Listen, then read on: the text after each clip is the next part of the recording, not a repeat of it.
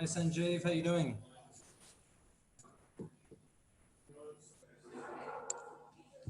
Sanjeev, if you can we, seeing as you're first here, can we just do a little audio test with you?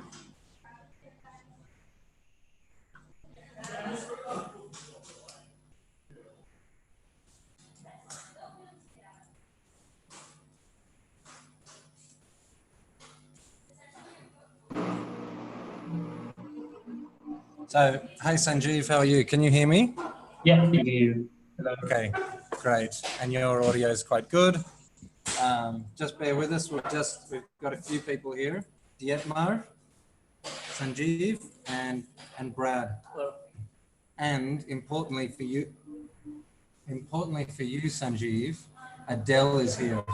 He's just over there preparing a presentation, but I feel like Adele will bring, you and Adele can really workshop it. Okay.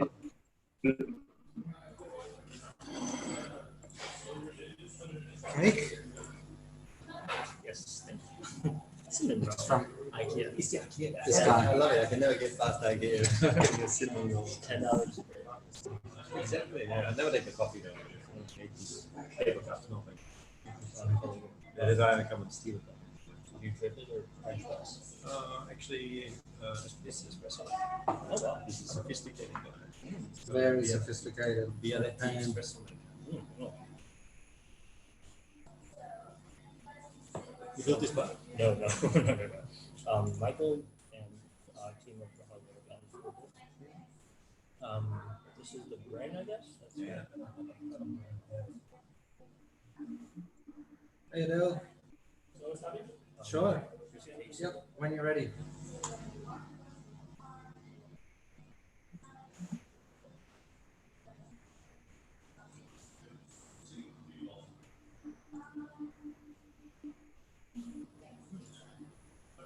These are. It could be one of 4 people. I'm not sure. Why? Tell me why, and then I'll answer you. Some things there that have potentially to come off like one more and so you short everything out, you just That's one a wire coming up. Very bad. Because when you move things around, when it will come off, get those two touch. You got French fries. And ignition. Exactly. And on the other side as well, a couple of that potentially. I'm very good at finding those sort of things because I've done it so many times. Okay. Frying things and then we're not at this crash because of it. Is that flexible? Oh, it's very easy. Okay. There's a soldering station. Yeah, that could be on today's agenda. This kind of spots because they can touch if you move something around. Oh. This one is super dangerous. This is about to come off. Okay. Okay. If they touch, then we fry everything. Okay. All they need is a drip of water or something. So, Okay. so This is for the ocean. exactly. Apparently there's a lot of drops in the ocean. Really? Yeah, it's crazy. You wouldn't have thought it would be less if they're inside here. One less. Yeah, one less. That's it. All it is in this conversation or anything, but especially on these kind of setups, you have to be really careful with loose wires and soldering spots that come loose. Like this one's are good, but this one is also great. This one I think is factory done. This came from Blue Robotics. No, this is Make a Bay done. Yeah. This is factory done. You see this one here, like they can, because they're bending, if they're touching, then you have a short. This actually is not too bad because one is signal, one is minus, but still, yeah. If they will come loose for some reason, and there's this really great thing which I can't find in Hong Kong. It's called liquid tape. It's like something looks like a nail polish, but it's like rubberized material. So you tape it up, and then you don't have any problems because basically it's just fully insulated on top. Sure, that's fine. I can't find it. I let somebody find it. Yeah, my friend from was in the US. Whenever he went home, he brought me like a bottle or two from the local hardware store or something. So you apply it like nail polish? Yeah, it's a rubberized paint that you just put on top of all these things, so it's basically insulated. I soldering spots, So basically, you put something on top. And there's a spray. You might want to spray all these things with. There's an air conditioning silicone spray that you can apply to all kind of electricity boards. It's this is a thing coating a silicone. So if there's any condensation water on it or something, it'll be waterproof. Because I'm not sure if these boards are EFCs waterproof. No, I'm guessing, but I don't think they I will. see models on the beach, and I admit sometimes I crash into the water because I fly over water and anything goes wrong. I'd rather crash in the water than hit somebody on the beach. Cheaper. Yeah. So, but all my boards from my FPV gear or from my remote control things, I just take them apart and I spray them with this air conditioning spray. It's awesome. It just gives you the thick layer of silicone, and you know all you have to do is like the things that you need for plugs or something, you just cover them up with some electrical tape while you're spraying it, and then they basically last forever. No corrosion, you know, you can dump them in the water. You know, even I've run ESCs underwater to test them out. Yeah. And it works. It works. The motor will run underwater. You know? But of course, if you don't do it, then these ECs in between they will short out. Can you buy your conditions? Yeah. Actually, I can mean one. I have a couple lying around somewhere. That's perfect. And you give those some scores. Exactly. It's all put in soil. Just since there's nothing to plug in on those things, these ones you can spray right away.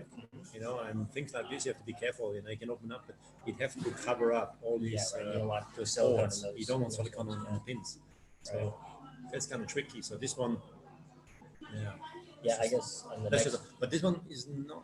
I have a feeling that the board might be already protected.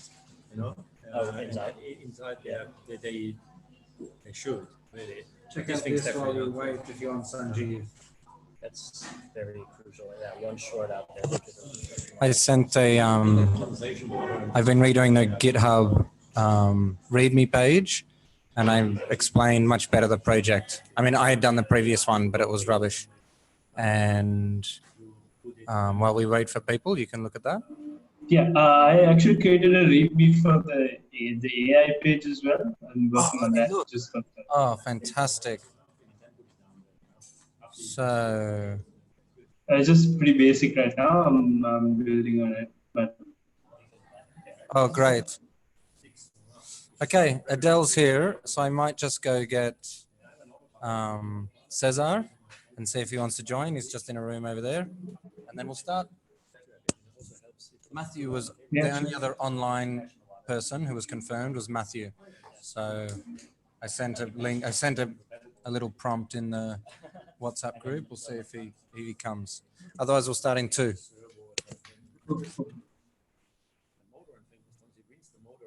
Fresh water and then run it to dry. It's fine.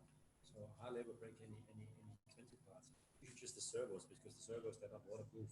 And if they get fully ground or something, then it's better to replace it because they might start doing funny things. Do you have to look with tap water, fresh water because it's salt water? It's default, yeah. Thank you, Mary. As long as you disconnect the battery and then you rinse the motor with fresh water, you want to get salt out, you know. Otherwise, you've got some corrosion on the inside of the bearings and the motor and things there. So as long as you rinse it right away, you know. I also suggest this motor you have on the ocean pot. Yeah, it's sort of good afterwards to hose it down with fresh water, because if you don't use it for a week or 2 days and some dry salt water in there, it gets into the bearings and everything. Okay, welcome. Welcome, DIY Drainers. Cesar is in the other room and in a meeting and will be joining us later, or if he can finish in time.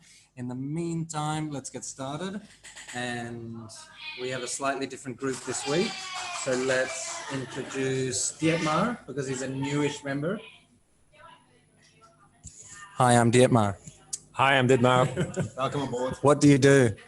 I am temporarily unemployed, and I'm just using my free time to just help out with this project possibly. But my background is RC planes and autopilot systems for FPV planes. So I'm just trying to use my limited expertise to contribute something. And we have Brad. I'm not sure Brad and Sanjeev have met. Sanjeev. Hi, Sanjeev. Nice to meet you. And Adele, I feel like the focus will be on Adele. Well, I think we have 2 teams here. Okay, hi everyone. I feel like we have 2 quite obvious teams here. I think an AI team, Adele and Sanjeev, and then maybe a mechanical and electrical team that overlap. I think we should start by, I'll just share my screen. Brains, muscles. Always the same thing. Yeah. And during the week, my update is that I was busy redoing the, I just lost it, sorry. redoing the README page for the general project.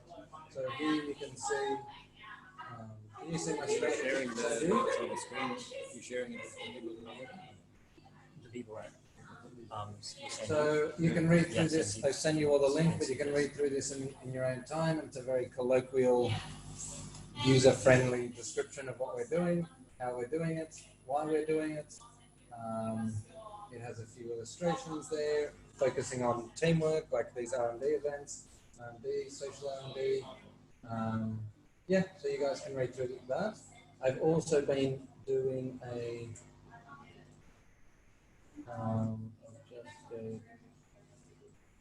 I've also been doing a document that shows how we've been building the latest prototype. So this prototype on the desk.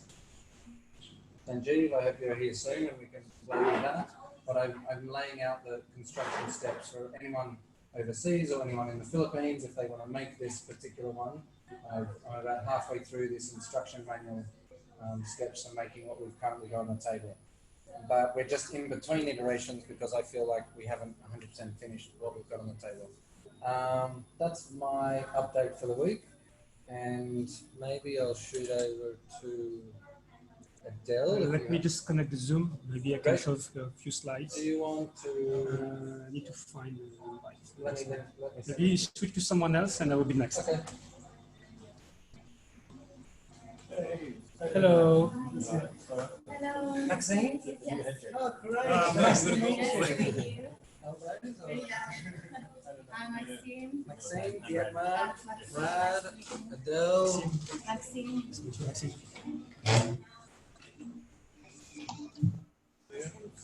Paul, good to see you.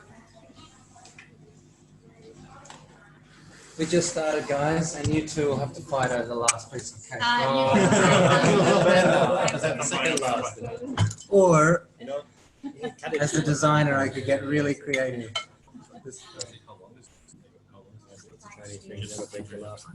So this will go for an hour, and then, so at least the online part, and then after we've discussed what we're doing and how we're doing it, we'll split up into relevant teams. So if you want to join at any point, just okay. Okay, cool. Okay, Paul and Maxine. Yes. We're our only online participant is Sanju. He's works at Hong Kong University, and I'm sure you were in one meeting with him before. Yes. Okay, so you guys know each other. So I just gave a quick update that I've been working on the GitHub directory. So I've been outlining all the steps to make the current prototype on the desk, even though it's not 100% finished. I've been outlining all the steps. This is a work in progress, so it's half done. Outlining the steps on how to make this. I've also been working on the GitHub README page, which was previously just ripped from, it was previously ripped from Cesar's Instructables, so it didn't really explain what we were doing. So if you check out the README, you'll see that it's updated, and you can add anything to it if you want. I think it's possibly lacking in the marine biology. I put one photo and said we collected some coral photos, but if you want to edit that, that would be fantastic. Like add any, contribute anything. And then we were just about to go around the room and say who's done what during the week, and if nothing, that's fine, but just what thoughts you've had during the week or what revelations you've had. Dietmar?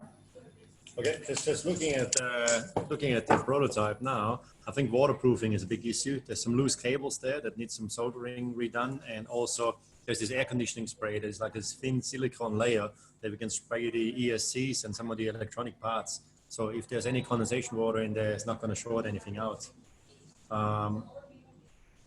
On top of that, we talked about the FPV part. I think this good fun actually to connect the camera with an analog video transmitter, which has a range of about 5 kilometers. So you can actually, while you remote control the vehicle on the water, you can actually see what's going on around it, if there's any boats nearby or swimmers in the water or dead bodies. Dead bodies. Damn, that was a bad joke. But just in Yeah. general, to explain what we've got here, this whole thing will be waterproof in this housing. Yep. This is just incredibly user-friendly at the moment. Oh, thank you, Paul. Thank you, mate. So, I mean, you do get all of that will be housed in that guy, and that's So that's the brain. But that's like, will that eliminate all your concerns for waterproofing? Waterproofing is not actually, I'm not worried about water getting in. Actually, there is probably, when you openly close it or something, can be just a few droplets of condensation in there. And Okay. if they end up on an ESC or on the computer part or something, it might short something out. Great. Yeah. So On FPV, when we fly FPV planes and things there, and you go high up, sometimes even the camera's eyes up, but then when you come back down or something, it melts and it shorts something out. okay. So it's worthwhile doing it, and it basically costs nothing. Okay. And it's just a spray can. Okay, I'll put that on our purchase list. I got it. And if we great. Yeah. Here, So today? I'll bring it. Yeah. Okay. Yeah. So we can look at doing that a bit later. Brad, if you had any weekly updates. So last week we were working on the housing for the GPS, the telemetry, and the thing that talks to the computer, whatever that is, the third one. Telemetry. The I think telemetry will talk to another telemetry which is hooked up to the computer. Okay. The receiver will talk to a control, a radio control and radio receiver. And the last one is a GPS that will be talking to the sky. Right. So the receiver. Yeah. So those three housing units, I don't know. I think I might be able to custom make whatever is necessary for that, because I normally do like acrylic watertight boxes. And that sort of seems like that could be suitable. So I'm just trying to kind of explore that area and see how that could be of use. Fantastic. Thank you, Brad. Can I ask? The receiver and the telemetry, what sort of range do you want? Well, I don't know, but we want... Because if you can combine the telemetry unit into a receiver, and I can give you 100 kilometers of range right out of the box. That would be very helpful.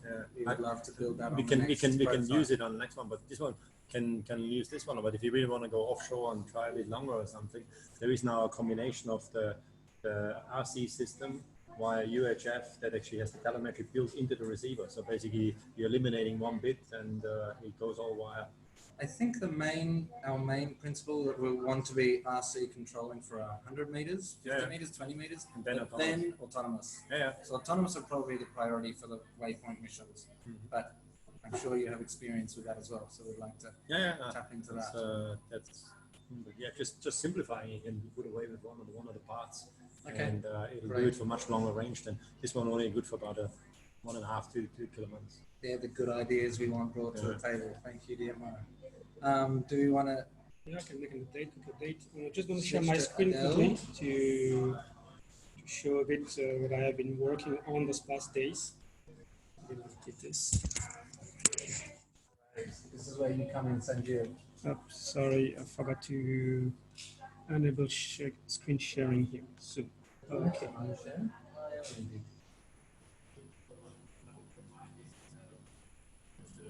Okay, so I need to quit Zoom and connect back to be able to share. So maybe someone else.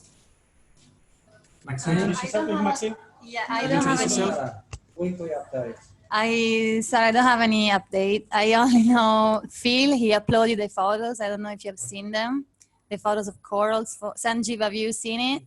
So Phil, he works in. I don't know if you can hear me. But, yeah, I can hear you, but I haven't seen them yet, actually. Yeah. Okay, so they are on the drive, and Phil, he works at Hong Kong U, and he studies corals. So he uploaded like 10 photos, and he also named the photos with like, you can also read the name of the species. Oh, that's good. That's good. Yeah. Good. Thank you. And they're all taken in Hong Kong. Yeah. So yeah, that's it. Oh, I took some photos in South Bay on Monday because we want to release our stingray from school. And there are so many corals in South Bay, which is the beach next to Repulse Bay. It's very close to the city, and there are so many corals. Yeah, so maybe we can use this also there. For testing there. Yeah. South Bay. South Bay, yeah. Okay. There are like, yeah, a few corals. Yeah. So I knew already. I just not. So can you tell me if I'm sharing my screen right now? Yeah, I can see it. Yeah. Okay, cool. So yeah, I'm quite excited because I just come up with a finally working UNet convolutional neural network to be able to perform image recognition and segmentation to identify precisely the locations of coral. I have not tried it on coral yet, but now it's going to be my next week task, which will be mostly to start to annotate few images and train the train this model. So basically, I'm just starting to prepare some kind of very quick workflow for the for exercise. I mean, the end-to-end workflow and pipeline for the image recognition. So basically, first step, we need to classify all images in batches according to whatever meta information that comes with those images. That means the date, the camera name and type, and location. Why it's very important? Because the quality of the picture may be different depending on which location it has been taken. Maybe because of the turbidity of water or the light, and also the camera has some kind of lens distortions that needs to be addressed. And I also figure out some Python library to automate this process as long as we take a calibration picture for this camera.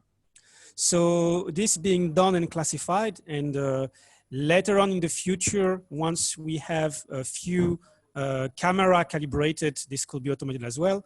We can go to the next step, which is the annotations. So for the annotations part, I have shortlisted 5 tools for the annotations that enable us to draw polygons to circle the elements or class which are interested, such as coral, for example.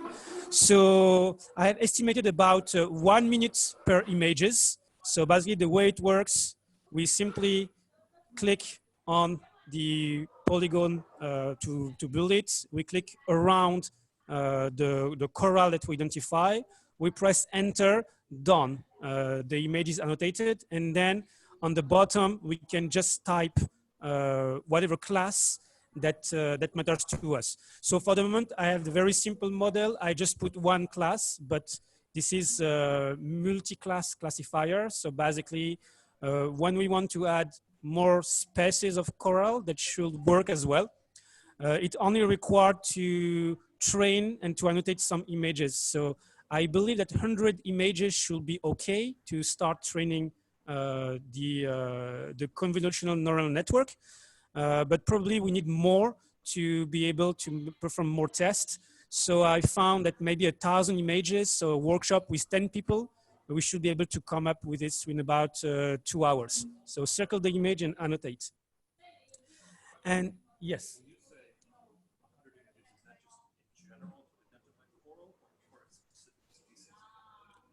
No, for the moment, just coral. Yeah, I just want to figure out what is coral, what is not coral for the first stage. And this model is actually ready to enable more classes. So, and also the classes can be overlaid.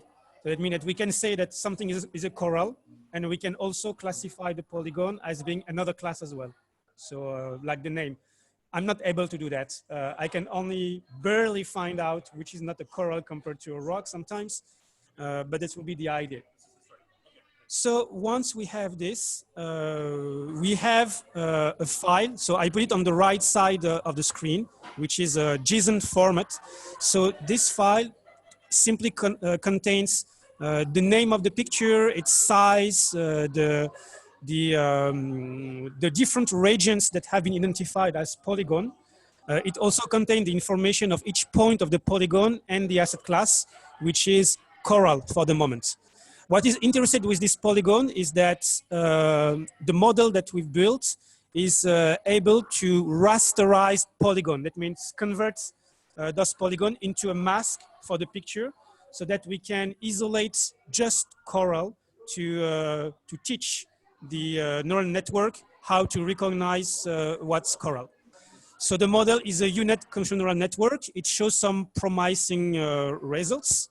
And all the predictions, which are pixel-based, can be converted back into polygon. And the way that we evaluate the performance of the model is through a technique called intersection over union. So we have some mathematical function called Jacquard that will tell us among all the pixels we have identified as relevant to coral, the intersection divided by the union of all the points from the ground through, which are the polygons circled by the people that will perform the annotations, and our predictions, which is found by the model. So it's quite promising. So I didn't have any coral images, so I just collected them today. But just to give you an example of how it works, this is an example based on satellite data of much lesser quality that we actually have for the coral. And we can actually see that the ground truth on the right, based on polygon, and the predictions on the right, seem to perform quite well. And this has been done only by training the model for about an hour. So we can do certainly much better with coral. So we'll see that next week after we get some of the annotation images. If there's any question, feel free to ask, because it was a lot of work. And basically, Sanju, I also want to add that last week, I finally made it a Google Colab spreadsheet. So it's ready to share. And I will just do that probably by end of day after after I'm successful to replace the satellite images with coral. That sounds good. Just one question. Did you find any tools that we can use for labeling the dataset online, or is it still like something like OpenAI, or is it still we'll have to use our own machines to do it?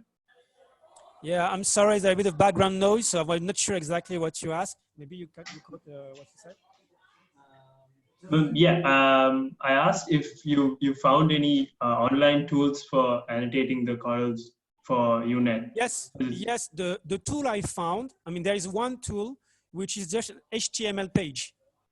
Okay. So which is great. You have nothing to install. You just launch the HTML page and you can perform the annotation.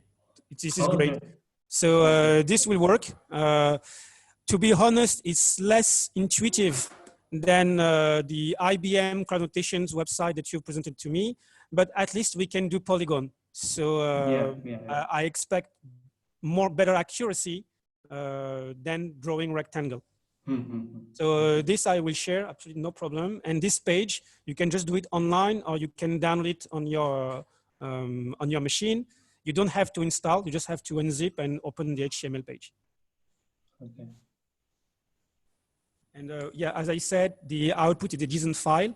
So you can save it and you can load it back. You can load the project. So that means that you can just stop anytime and carry on later on.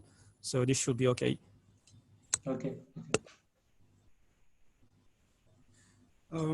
There is another model that I'm just starting to investigate, and that should perform probably faster, which is the masked recurrent neural network. So this I will share with you, Sanji, separately.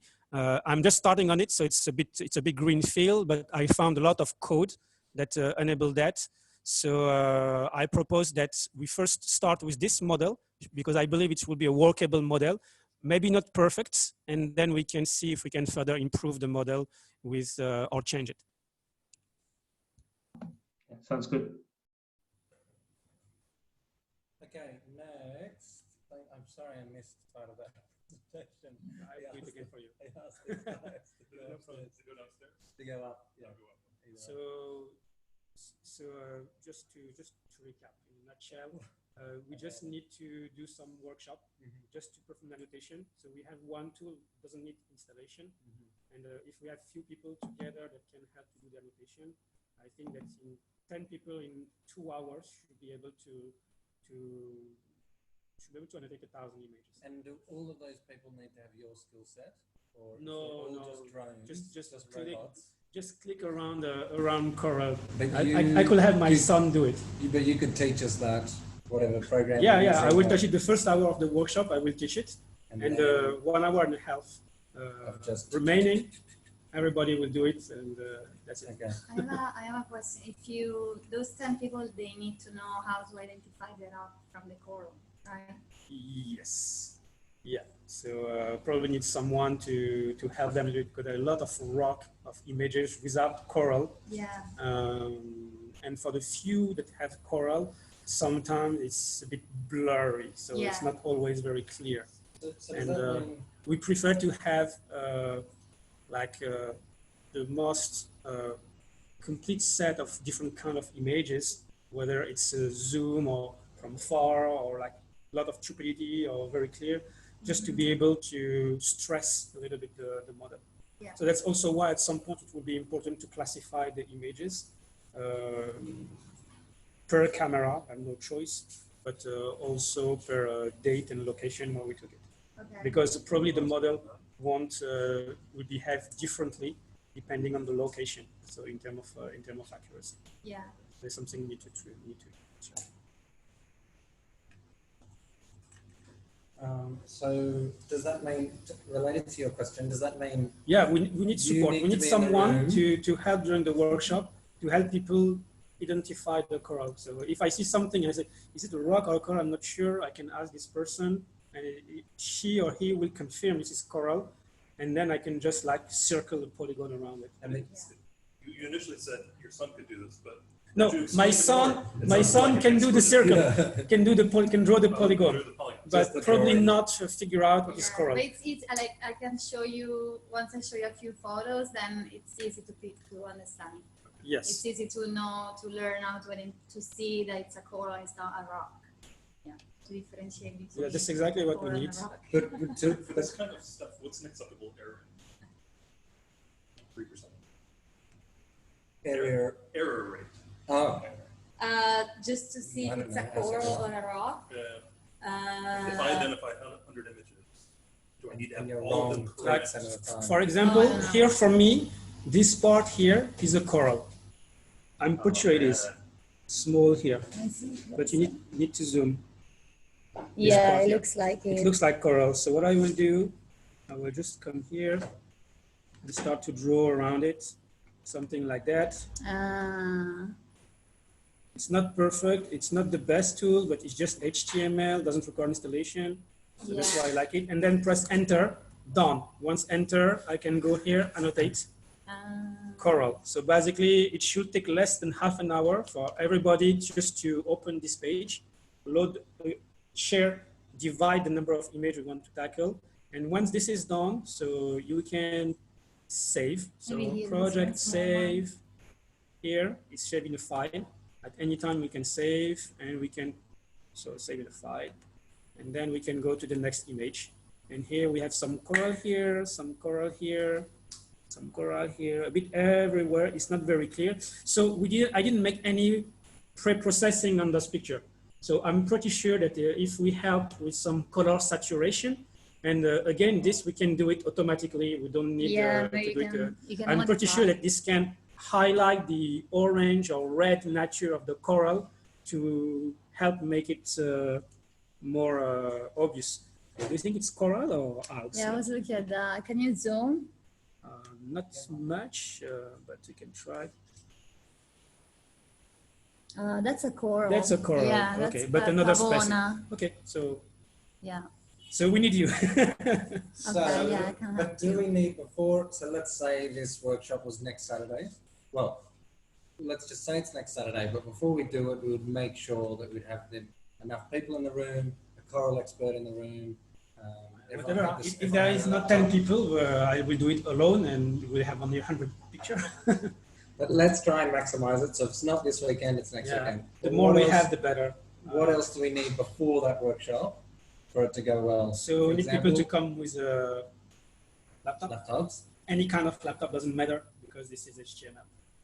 If they have like Firefox or Google Chrome installed, should be all right. So people should, just working on the workflow for this. So I see it as a really important workshop that needs to happen sooner. So we're gonna have People use it upstairs.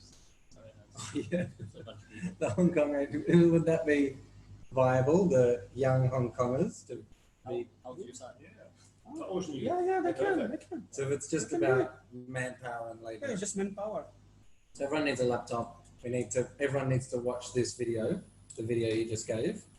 So I can record it in advance if you want to share it before. So either or, I edit this Zoom video and put it on YouTube and share it to the people who are going to be participating. So if there is something that needs to be done, is just to send the invite to people and then to come over, and maybe we can prepare in advance the segmentation of all our picture. To say that someone take care of this folder, someone take care of this folder, and it should be all right. I would also suggest like a couple examples of like, This is good job. good job. Yeah. Good job. Like, Yeah. you might Oh, think this okay. is, But Makes sense. you're wrong. here's a bad job. Makes sense. Yeah. I'll be very honest. I don't know what's a good job and a bad job. No, but I think It's purely experimental. So sure. we're going to do it. And once we have it, we can train the model and we will see what's wrong or right with the model. Of course. Can you proofread all of our pictures? Can I go through You all were the right, pictures first? One thing that can be done is once the picture has been annotated, Yeah, we can just send you the file with all the annotation, yeah. and you can just load it and see what has been circled, and you can eventually change the annotation if you feel it's So I can change correct it or wrong. once, even if you saved it, I can change it. Yeah, of course. Yeah, Yeah, you okay, can yeah. always save it. So, and then maybe at the beginning of the workshop, you want me or like Sarah to explain, Yes. maybe to give a few examples of photos. Mm-hmm. So. Because otherwise, if we are like 10 people, then and just me with like all the 9 people, then they need to know at least at the beginning how to identify the coral from the rock. Right? Yes, this will help. So maybe we can select some picture and put a presentation so that they can see how to recognize it. It makes sense. Yes. Okay. But here I cannot help. This will be. I can do it. Okay. Sorry, I didn't mean to volunteer you for all of this. Thank you for how this works. Out of all the coral experts in the room, it seems that you're kind of the best, maybe. Yeah, I can do it. So what do you want me to do? I do a presentation, like I get some of the photos you took in Hoi Ha, and then maybe I highlight the corals. So that's my next question, just before we jump there. Before this workshop, if we're going to be putting so much energy in that, do we need better coral photos? Or is the Hoi Ha photo album? No, we do whatever we have. Whatever we have is fine. Yeah, it's worthless to wait. Okay. I mean, if it's just a couple of hours, and again, we're not sure about what's going to be the results. Okay, so it's good just It's better just to go and we can start and we just do it. So so I understand that we need to share with you some picture. I already have them. The okay. ones they are on the drive. Yeah, okay. Yeah. So you need to figure out some of them that seems good for you. Yeah. And help us identify it. I can just separately we can look at together for this tool. Yeah. So if you want to be able to circle and try two examples together, yes. It will make sense. On my end, I have a prerequisite because it will be a bit useless, or there will be some overhead if we do annotation without fixing the lens calibration. Okay, the distortion. Because the problem is we're going to annotate points for the polygons, which are not the, I mean, when we're going to do the, photometry, or forgot the name, I believe it's going to fix the image and distortion around everything. So I think that our file with annotations and the coordinates that we took for the polygon won't match anymore. So I'm not sure about the feasibility to convert the annotations of the polygons back after the transformation compared to transforming the picture first and then doing the annotation on top of it. So I think I'm just going to look at that because that's the part which is a bit uncertain, so that we don't take any risk. We just convert all those image up front. And this I will make a script. So basically, we just run it prior to sharing with people and should arrive. Just take a few minutes. So I feel like this presentation has been super useful and instructive. And we have this online meeting for an hour. and then we break out into breakout groups. So I think this is really obviously structured the second half of today. Okay. I think you can do what you'd like, but I think the breakout group will be Sanjeev and Adele and Maxine Yes. working on the PowerPoint or the video of explaining what you need to do, or the Yeah, examples definitely. of good corals, bad corals. Yeah, I think I need Sanjeev because I've been working a bit on Silo, also because I was kind of learning the pipeline. I'm not an expert on that, but now I probably have to hand over to him. So maybe Sanjeev, you tell me when you have time, and we just go to a session, just you and I, to go through the whole pipeline and Python code. So I'm just using TensorFlow, Keras on top of TensorFlow, and I think that the code is self-explanatory. It's in some Google Colab, so should be able to work on it together. Adele, Sanju, do you have time today at 4 p.m., like in 15 minutes, to get a bit practical with? Yeah, sure. Great. If you guys can stay for that practical session, and then I'm assuming that there'll be a mechanical section. That's us guys. And I feel this is a nice segue to Paul, because we haven't heard from him today, but he can say hello and any update, if hello. No update. I think I spent some time last week helping fix the thrusters, and I was just waiting for direction next week on how to help collaborate on and what we want. Well, I think that's today and here and now that we'll just hack into the mechanical task list.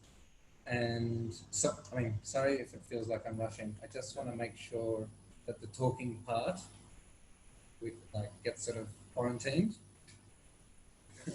so it's cut to a minimum. But is there any other agenda items for before we break out? I think just if you could just give like a 2-minute high level, where are we at in the overall process, and where do you want us to be by the end of today? Oh, by the end of today. Okay. I would say, I don't know where these guys want to get to, I can't answer for them, but for a mechanical point of view, I feel like we could get this, connect all the parts, the electrical parts, pair the receiver, pair basically the control to the boat, and make some thrusters go woo. So then the boat is potentially ready to put in the water. Then we do a few waterproof tests with some tubes today. So before we put in the electronics and put them underwater in a pool, we can just put this in a tub of water and say, yep, it's waterproof. So I feel like by the end of today, if we were ready to put this in the ocean or a pool, that'd be great. For the mechanical assembly, For the AI, I feel like those guys have a presentation to make. And there's also, like, this Alvaro who's coming with the camera stuff. Yeah, well, I was texting with him earlier, and I don't know if he's coming or not, or coming late. And then he just texted, like, the experiment that he set up last week with the tub. He set up last week. He made, it's here actually. So he set up this experiment where he would put cameras here, and then some sort of color scale and some sort of like eye test or optical test, and test some cameras. And he just texted now to say maybe this is all irrelevant. Oh. So I don't know what his plan is to move forward with the optics. Yeah. They were saying last week that maybe the distance doesn't help because it's so close. He's testing like maybe 3 inches to like 12 inches. Yeah. I don't know if that's a good thing or not. Okay. So I feel like Sanju, you're going to stay here with Adele, and us four mechanical eyes can move over there maybe, or downstairs, and talk through what we want to get done today. Sounds good. Does everyone feel happy with that working plan? Sounds great. Great. Should we meet back at 5? What's everyone's time for the AI guys, what's your time limit? And 5:30. 5:30 is you have all that time? Yeah, Great, yeah. Fantastic. Okay, then we meet back at 5 and wrap up with our progress. I Great. don't have my computer though, so I can. But I can loan you this computer if you'd like. I don't know. Do I need it, or would you just show me? You make a PowerPoint? No. I can. I don't know. We can make it today. The PowerPoint. Yeah, maybe we just discuss how we maintain the connection with Sanju because we only have the contact through the Zoom meeting. Yeah, yeah. You need to stay online. How can we communicate? Maybe Hangouts. What do you think, Sanji, of Hangouts? Stay in this meeting. Or we just keep the meeting? The Zoom meeting is okay? Yes. As you guys Okay. like. So we're gonna keep the Zoom meeting then. Okay. Thank Okay, you. cool, thank you. Can I move it? So maybe she can just get this computer. Yeah, I'm just going to sit in front of you. Oh, that's the only display that you might not need. And then that's it. Anything else? Okay. Great, guys. What about some water? Because it's so crazy hot. I have some water. Thank you. I'm okay for now. Okay. I have it. Yeah. Yeah, I think let's give these guys the space. And watch that with feather. Okay. So you're a diver? Diver. Yeah, I'm a diver. Oh, okay. Okay, so I'm gonna share back my screen. Mm-hmm. Whole screen. If you could Sorry, send me the I'm link. on many different to your- streams, so there may be a lot of things. And it may take time for me to find out what I'm looking for. Do you need this thing? No, that's your mouse, I think. Okay. That guy.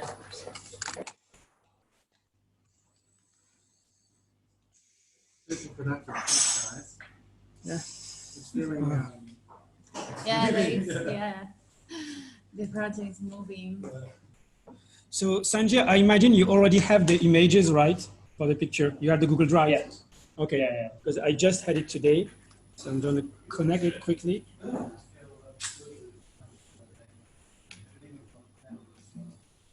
Yep, it's connected. Maker Bay.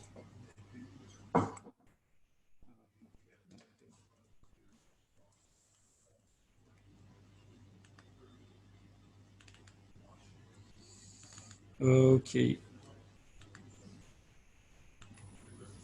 Okay, so here we have few picture. Mm-hmm. So what I did is quite simple.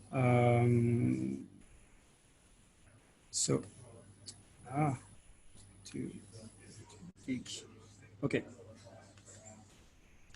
So,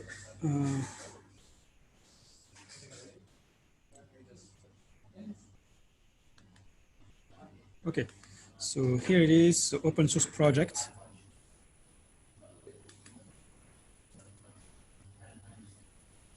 Okay, so this is the source code of the website that I found that allow me to perform some annotation. Let me see if I can find the website. The website is here. This is the GitHub for the project to download it. So the first thing that you need is to get this URL. And I literally downloaded the project from here, just down the page. Download the latest version. So how it works is exactly how it is being shown here on the picture. Mm-hmm. So basically, you can just circle it, and then you have several annotations that you can put. Mm-hmm. So we're only interested by one kind of annotation, but you can do many. And there is more than you can do if you want to push further with this tool. So here it's annotation of a video, so we don't need that. We only want the picture, picture based. And that's it. I mean, that's all. That's simple. There is many demo which are available. So when you click here on demo, you have a lot of data sets which are ready to use. So if you select one data set, Let's try to find out which is relevant. Maybe this, maybe not. I'm not sure. Oh, this is a demo. This image here is a demo. It's all a demo. So you can click here. And here you have a demo which is loading with 2 images, which are here. Okay. So basically you can even try. So if you want to do something else, like a circle, so you can do it. You can move it, and you can also delete with backspace. Okay. Oh, sorry. Stay on page.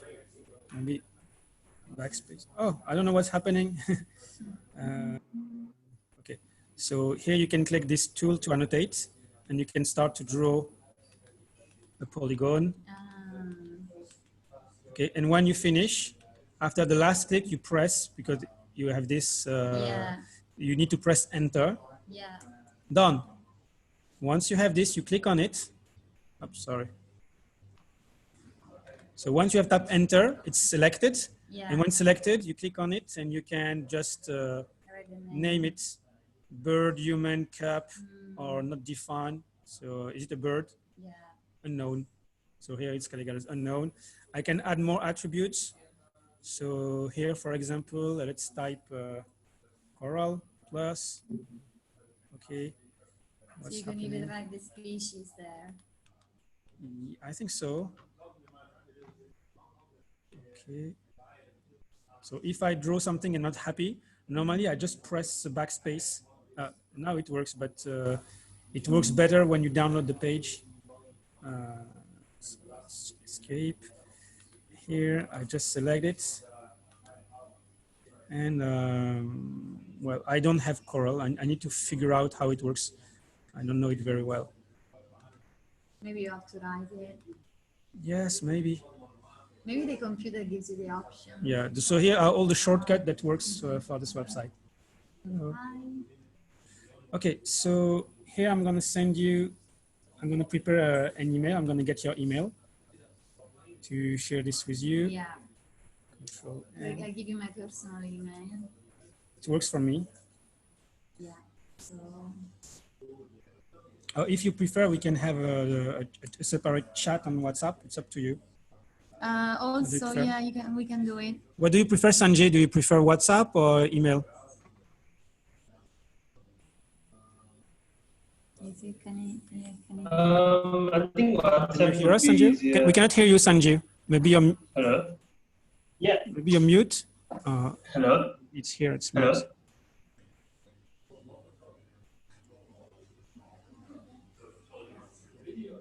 It's mute, no? Hello. I don't know. How do we? What is the sound here? Negative.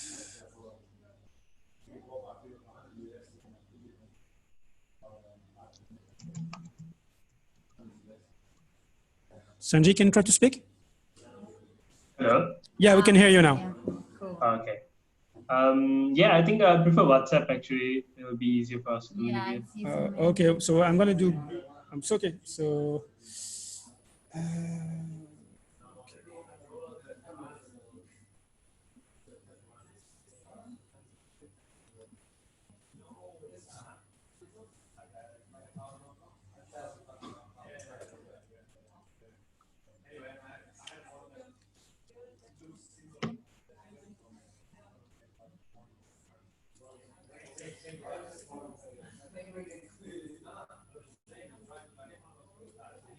So you do a group for us 3? Yes. Can you share your contact number? Yeah, 6.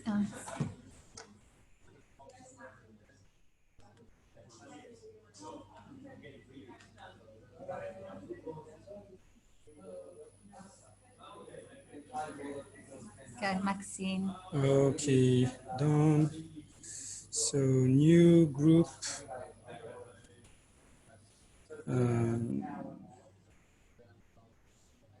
Maxine. Send you. Next, I'm gonna call it Maker Bay learn Coral.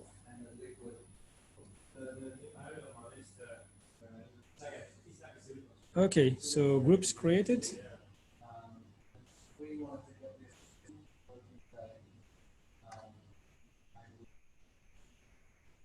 Okay. Hello. Okay, so now I can copy the laptop. So this is the image annotator. So we need to help with this. So basically, I'm sharing my screen, right? Yes, you are. The desktop or my face? The desktop. Oh, okay, okay. So if I'm sharing Can the you desktop, maybe copy the link on the chat? yeah, it is. Oh, it is? No, on the Zoom chat. no, maybe because here it's, you know, I want to open this on the computer. Oh, okay. You know what I mean? Yeah, Otherwise, if I open it here, it's on the phone. Sorry, I need to check where's the chat here. Chat. Okay. Yes, thank you. So this is the first chat. Sanju, tell me if I'm wrong, but I think that to share the Google Colab, I just need to share this link, right? I never share. Am I wrong? I think you just click on the share button that's over there. So you have to make sure that I can edit it, I think. Yeah. Oh, share button. Okay. Yeah. Because sometimes you can send it without. So I need your email address. Yeah. So Sanjeev dot. Can you send it on the WhatsApp? Yeah. Let me send it to you on WhatsApp. Okay.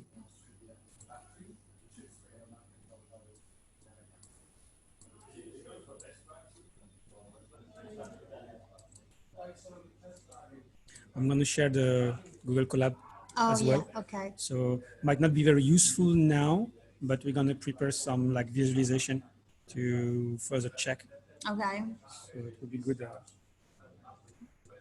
Yeah, I'll send it to you on WhatsApp. I'm not sure how we delete this. Oh, here maybe? No. Once I make it. I think that what I will do, if I were you, I will just download it, the file. So basically, what I do is, okay. So what I do, I'll go here on home. Home, okay. Okay.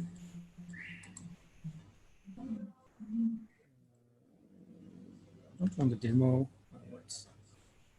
Page. Okay, so I go back in the home, and when you go down, you have the download button, which is here. Wait, let me go to there. Yeah, so that you can work without internet. You don't need the internet to work. Okay. Okay. So you see now here. I lost it. Yeah. So once you download it, then you can unzip it. So you go in your download folder. Well, this is not my computer. I will have to do it at home, right? So you download it. Once you download it, so you'll have in your download folder. So let me go in my download folder here. Okay, and you have this this folder.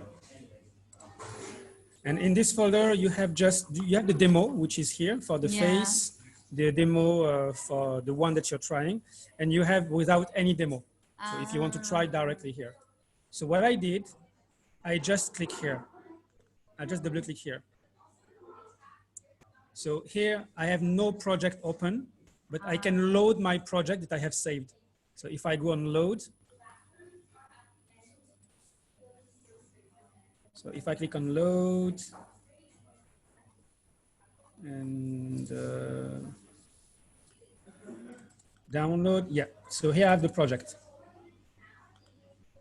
Okay, and then you open it, and now it's magic. My project is here, and theoretically, I should have my annotations here.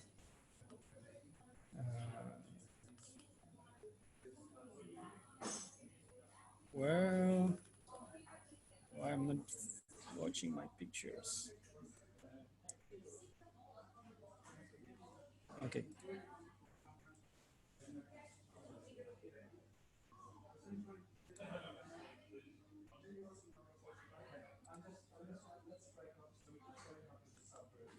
Wait, how do I put the files again from add files?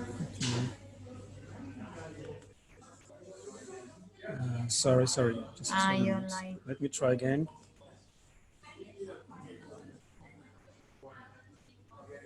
Add files from URL. Okay. Let me just reload it. Just running some issue because I literally tried it just 10 minutes before the meeting. It's okay. Just for now. This is mine, So, okay. So to add pictures, yeah. what you have to do, you go here and add files. Yes. Okay. Once you add files, you can navigate to the location of your picture. So here into Coral, and I'm going to take, for example, this folder. Okay. So once I click here, I need to select all the images that I want to load. Yeah. And I click open. Yeah. Okay. Oh, and now it's so opening the good. picture. So now it's opening the picture. Yeah. Here you can reduce the size of the image or zoom. Yeah. You can also zoom with your trackpad if you have one. Yeah. It's not super I good. don't think there's any photo here. Yeah, and you can go down to find more photo. So here I can see some coral. Oh yeah. But here we have not fixed yet the distortion of the images. So what I can say as well, here I have an image which is the 134. So 134, normally I should see my polygon, but I don't see them on the coral here. So I believe that I should be able to load my file. I'm going to try, load, and go back in documents, download. And normally if I load this, what's going to happen?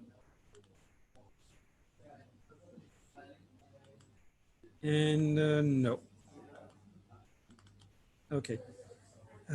We recommend that you update the default path in project settings. Okay. So I need to go in project settings and the default path. Okay, so I'm just missing this part here.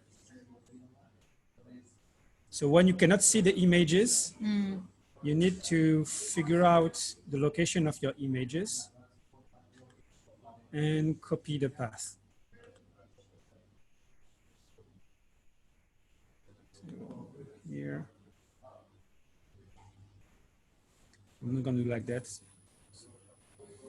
Instead, okay.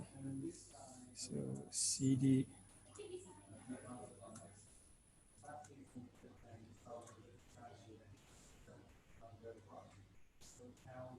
Coral. I don't think I am able to do this. No. It's just that I'm not very good with my MacBook. I don't know how to get the. Okay. Okay. So this is the folder. Yeah. Where I located my pictures. So Control C, and normally, if I go here in the settings for the default path, here normally it should work. Hopefully. And here they finish with a slash, so I'm going to finish with a slash. Okay, save. Okay, now it works. Oh we wow, found my image. magic. My image is loaded with this. That, so we can try again. So now, wait. Stay on page. First, I'm gonna save. Save. Done. Okay. So now, yep, save here. Now it's saved. I can anytime reload the file.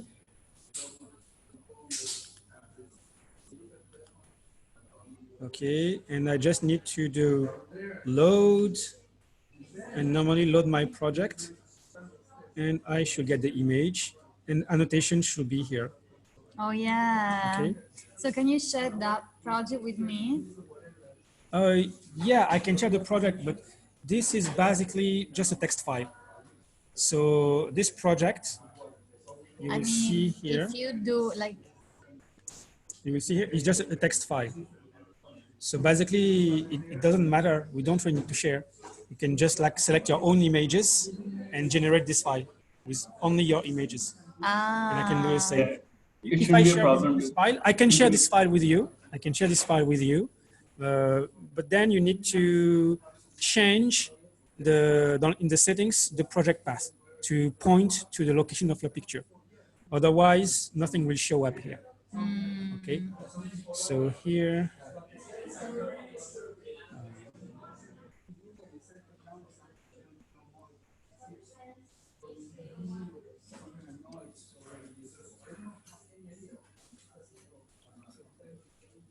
Hello. yes. yes. Yeah, I was asking, like, so it wouldn't be a problem if there was like combining multiple JSON files, right? Say from each person, they'll produce a JSON file, so combining them shouldn't be a problem. You say it shouldn't be a problem. I just heard should be a problem. Can you say it again? You're mute. Okay, I'm sorry, Sanjay. We didn't really understood your Maybe question. you can write it down on If the you want to chat. write it down on the chat, maybe. We could not hear you. So I'm not sure if I can attach a file here. Basically, let me try. Attach a file, so I can attach something. Photo, camera.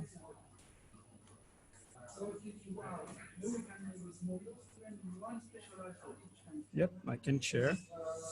So what I can share is document. Here's the project. Okay. I was saying it wouldn't be a problem to combine multiple files with annotations. They said it wouldn't be a problem. No. Combining JSON files is actually pretty straightforward. So no problem if you work with separate JSON. It would be very easy for me to merge, like a minute or two. So absolutely no problem. But we can also work with the same file. Well, this being said, okay, it's actually easier if we just each work with our own set of images, because when I need to recombine them, I don't need to check everyone. I can just like concatenate everything. Okay, but never mind. I mean, here we are in try and learn. We have not yet clear idea of what will be exactly the procedure for action, but we have the process. We have, so we know where we're going. So let's try, and if it's not effective, we adjust.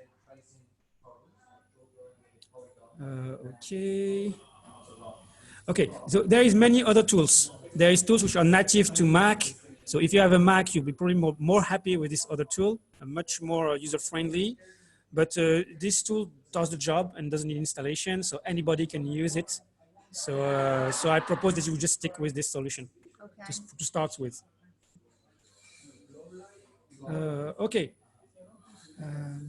that's it. So yeah, I think I forgot to share. So do you want me to show you how to like maybe show a few examples of photos and highlight the corals? Yes. So here, what's your email address? Maybe I give you the work one. M. Oh.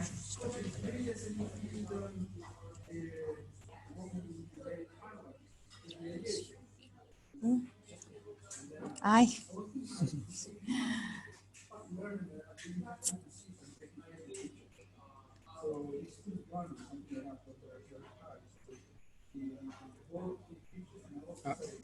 No, thing what did you I will see. do? Oh shit! Sorry. Maybe you share with me later on the WhatsApp. Okay, Yeah. I can add you text anywhere now. a bit later. Anyway, it's nothing urgent. Okay. Okay. I write it here. So just a very quick walkthrough for you, Sanju. So make sure to unmute if you have any question. So basically what we're doing, first we're installing some library, such as the data science toolkit for Keras. This is for geo data, more for like satellite data, so probably no need. This is to manipulate polygons and convert into raster and so on. NumPy, Pandas, Matplotlib to show up the image, and OpenCV for computer vision, which enables me to transform pixels prediction back into polygon. So this is the idea. So we use TensorFlow 2. I loaded the images in a hard drive. So this is to use Tensor Process Unit or GPU. So TPU are faster than GPU. So if you want in your runtime, change the runtime to use GPU, you can. If you use TPU, it will be even faster, okay? But I think that you're limited. I only use it for training. I don't use it for prediction because it's actually fast. And I think that TPU, it's limited in resources. Okay, so then you have all the imports that you were using. This is the number of class. So initially it was 10 classes initially because there were 10 kind of objects in the satellite, but we're just changing it. So you need to put the directory of your Google Drive. So basically how it works, when you execute here, it's going to prompt you to enter a code. So you need to wait that it connects. It's going to prompt you to provide the authorization to access your Google Drive. So you may prefer to run. So here, so you just have to click here on for the account and accept. Once you accept, it gives you an API key that you can use. So here I have the API key. I copy the API key. I go back in Google Colab. Okay, and I just paste it in here. Okay, and once pasted, need to wait a little bit. Okay, so it's mounted.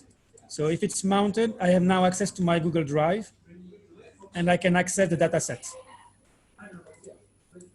which is here, with all the images. So again, the data set here is not Coral, so we need to upload the Coral image, or you have probably to do it. Okay, so the data set, here I was using a CSV for the satellite image. So we're just going to turn it into JSON. So I will take care of that. Once this is being done, you have all the functions. So I just make you a quick walkthrough to the function that matters. So get the polygon list for one asset class. And here, converting contour, so the polygons into a raster image. Converting a raster image and getting the contour of the raster image. Plotting a mask from a polygon. Generate the mask for an image and then second class. So this is about loading the images. Stretching. So we're going to have some pre-processing to help get an harmonious white balance for all images, because some images may be dark, so maybe lighter. So we may have to do some effort. This is just part of the code for that. This is the function for the Jacquard, the intersection over union. So it's just 3 lines, it's not very complicated.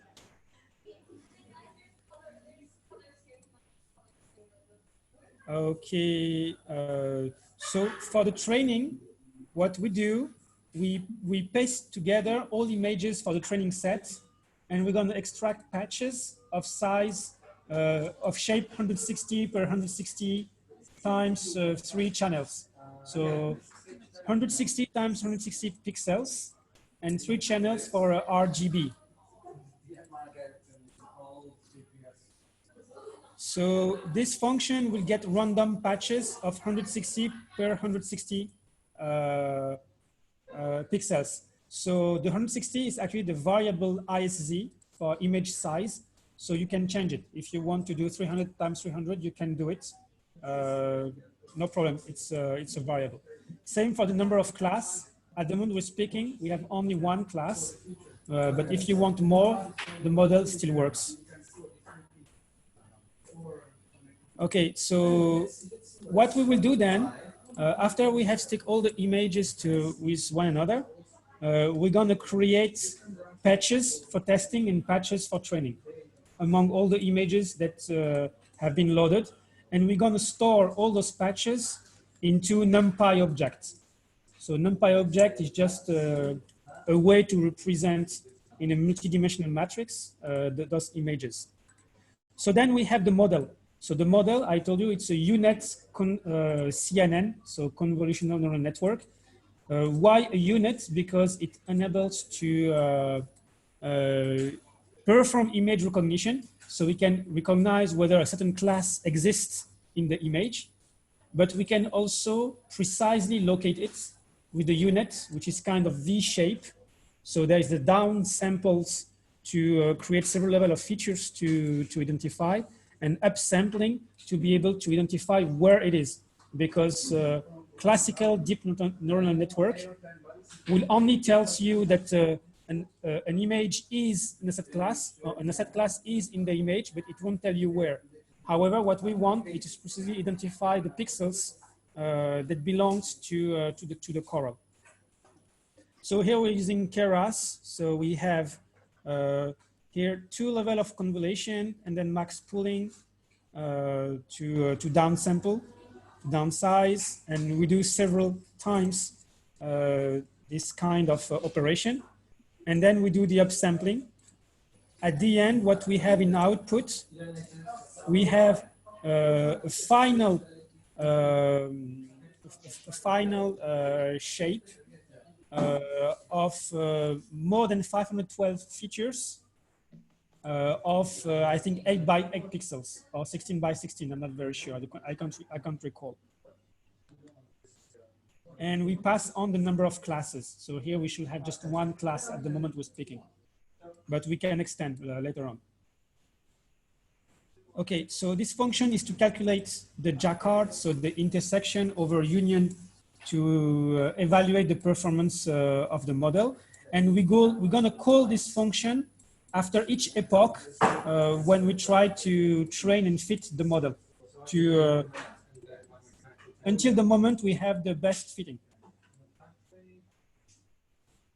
Okay, so mask for polygon. So this will just fill the polygon with the pixels. So basically it's to build a raster. So you pass in the polygon, it gives you the mask. And here's the opposite. It's you pass a mask and it transforms it into polygon, so that at the end we don't have to store the whole prediction in each pixels. We just store the polygon, which is more effective in terms of storage. Okay, so this is when we train the model. So basically, we take our training set from the NumPy object. So all the shapes of 160 times 160 pixels. Then what we do, we check if we don't have an existing model. So because what we do, we're using checkpoints with Keras, such that every time I finish an epoch, I have a model which is saved, and I only keep the best model. So this is interesting because I can just run 1 epoch.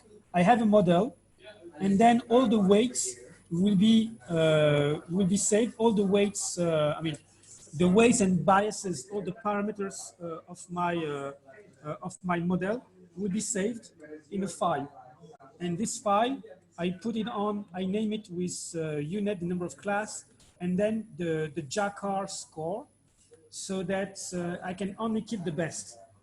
And every time I want to train my model, it will just load my model with the best score that I had in terms of weights. So that means that I train my model. It's like, how we call it, like a pre-trained model, a model which is already trained, and I just help to improve it. Okay, so this is for the prediction. So I load the images, I stretch it, or I normalize the images. And then I prepare a Canva, which is empty in the size of the images. And what I will do for each of my prediction, I will modify my NumPy image with my prediction.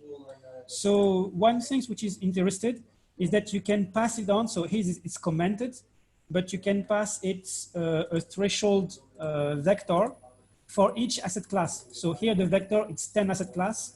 For us, we will have only one asset class. So it will be just a vector of one asset class. So the purpose of this threshold is to help us decide if a pixel is a coral or not, just for us to adjust. And the calculus Jacquard function, we can actually play with the threshold on it. So it's something that we can tune to get the best score. Okay, so then those are the function to predict and make submit. So I took originally a Kaggle project, Kaggle kernels, to come up with that I have modified. I was happy with the make submission because it generates a CSV file back. But it's exactly what I want, a CSV or a JSON. Maybe a JSON, because if I have a JSON, I can load it back to the annotation tool to further assess or double check the quality of the prediction. And that's it. I think that's all that matters. The rest is more visualization to get the images. So the images are merge many images, check whether an image is a training or not, and also plot the polygon if you want to plot these images. That's it. And then we have the main, where we just execute the model and train it and calculate the score. So it's all that easy. Okay, so here this is the summary, the description of the network. And here you see that I made some epoch. So with tensor process unit with TPU, it's quite fast. So each epoch take about 6 minutes to execute. So I think that we can make it a overnight execution to get excellent results. However, what's very long is the calculation of the Jacquard function at the end. So this is not good. It's not good, it's very long. I'm not sure how to make it in a way that it's optimized by TPU. I don't know. So I need to check. It is the part where the model is not very effective. And then you have the prediction. Prediction are fast. I mean, we're literally testing like, I don't know, like millions of pixels. So let me remove this. Okay, so this is to visualize the image and the prediction. Okay, so this is what I've done with satellite image. So the satellite image I used are very low resolution. I didn't use the best quality images, and I was quite happy with the results. So those images are low resolution.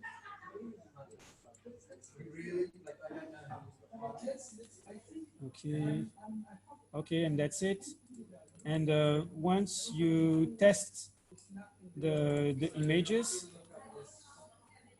so here are some of the prediction. So this is the ground truth, which is obtained from the annotation images. So basically, it's just the polygon that we have filled in with color. And here, this is. Oh. Okay. And here, this is the prediction after about 10 to 15 epoch. So not much. 10 to 15 epoch, we have already this result, which is quite close to the reality. If you see there is some shapes that have been very well identified. Okay, but we can do much better. We can do much better. I'm certain of it because the quality of the coral image are much better. So this code, now we went through it. So I just invite you to execute it after we have modified this part, which is the consumption. So this part here needs to be changed. So here.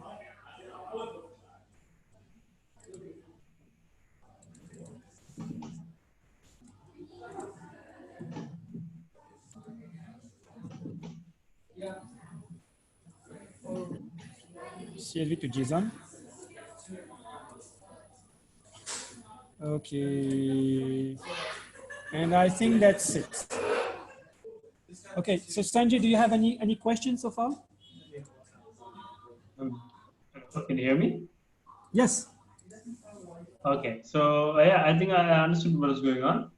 I'll need to go through the code once, but just one thing I was working on over this week was maybe we could pre-process the images more. So since these pictures are taken underwater, that I found a bunch of algorithms that we could use that are specifically meant for underwater images. Because yeah, I found some research papers doing the exact same thing with corals, and what they said was okay. So depending on the location, you have a lot of differences.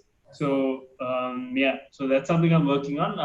I found some algorithms that are built into OpenCV as well. So yeah, I'll try and include that into the code if I find something that's actually useful and helps with. I agree with you. I think that maybe if there is an effort that we need to do this week, is the pre-processing of the images. So I'm not sure. I'm not an expert of OpenCV, but we need to calibrate the images. So we have some GoPro image. GoPro is quite standard lens. So I believe that we should be able to figure out the calibration images from the GoPro website. And we need to use OpenCV to modify the shape of the images accordingly. Do you think it's something that you can investigate on your end? Yeah, I'll look into it this week, yeah. Okay, so if you can do it on your end, that would be great. And if it's hard and you need help, we can both try to parallelly try to figure out how it works. If you need. Yeah, I'll let you know.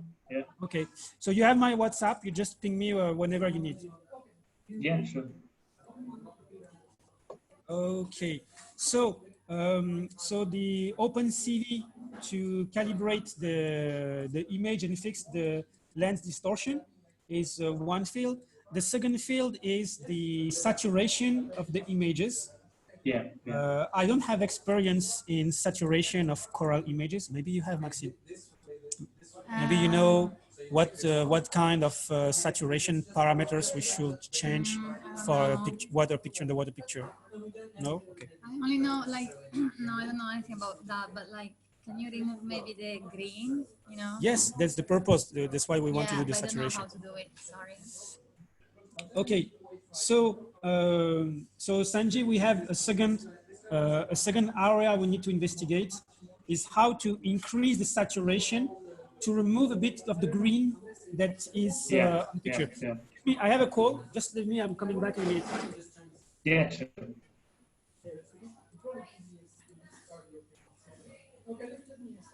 Hi, Maxine. Hi, sorry, do you see me? Sorry? I mean, can you see me? Yeah, of course, of course. Yeah, you coming next weekend? Oh, no, I'm not in Hong Kong, actually. I'm in Sri Lanka. Oh, I see. Are you? Yeah. I went back. I came back, and now I can't leave because of the lockdown. So I'm stuck here. I don't know when I can come back. Yeah, I went on holiday to Sri Lanka. It's beautiful. Yeah. Sorry you had to sit through all of that code stuff. You know, you must be bored. Sorry, what? Sorry you had to sit through all of that, all talking about the code. You must be. It's okay. I was adding photos to the document Oh, okay, that's great. That's great. to see how to like distinguish the rocks from corals. Okay, okay. Yeah, so I'm Yeah, trying. if you could, you mentioned there were some researchers at HKU, right, who were working on the corals. Yes, yes. Yeah, if you could just reach out to him and ask him. So I think that like they take a lot of pictures underwater, right? So they might know what's the best way to process the images so that they're more clearer.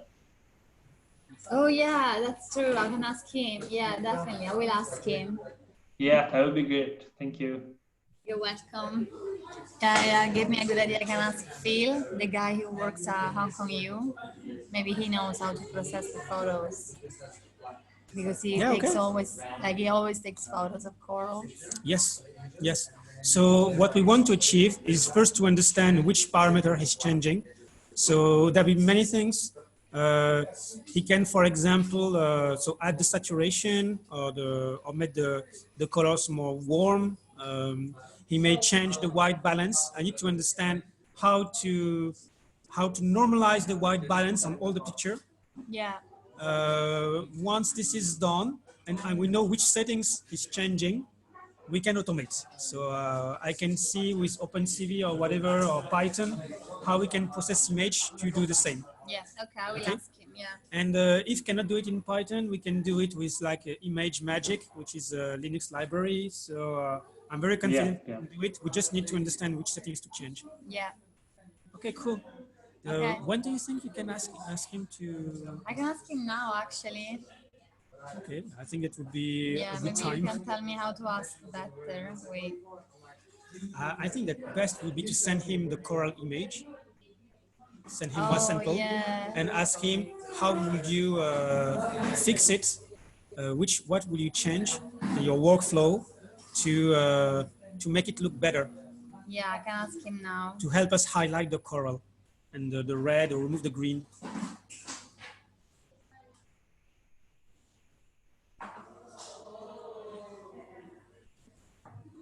Okay. Okay, so. I was doing this look, but I don't know if it's very clear. Yes. So maybe we can show this how. So pictures like this. So there is coral there? No, here there isn't. Ah, it's on the algae, yes. So these basically are algae. Yes, not algae. Corals. It's difficult for someone who never maybe you share your screen so that. Oh yeah. So the Zoom meeting is here. Yeah, I cannot open it now. Oh, it's here. One? Yeah. This one. Oh, how do I make it bigger? Here. Okay. Like that. More. I don't know. I think view options, maybe.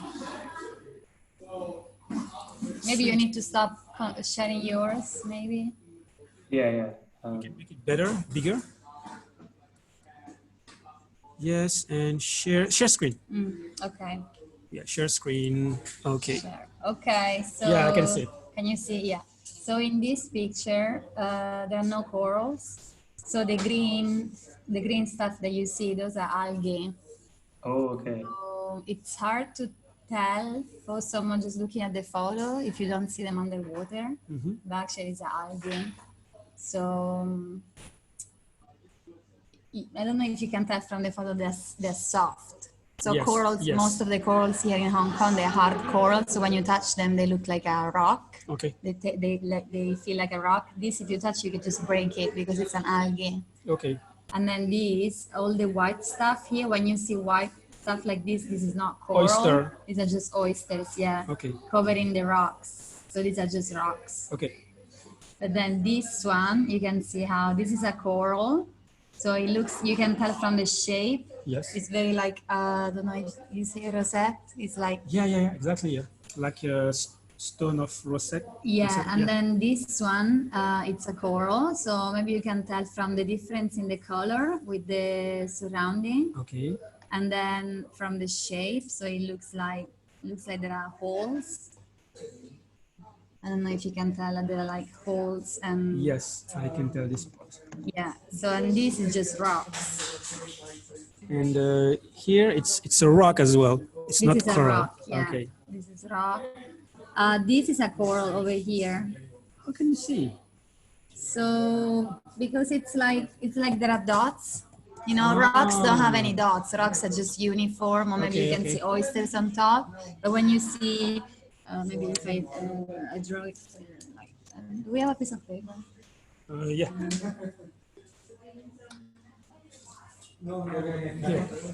It's like this.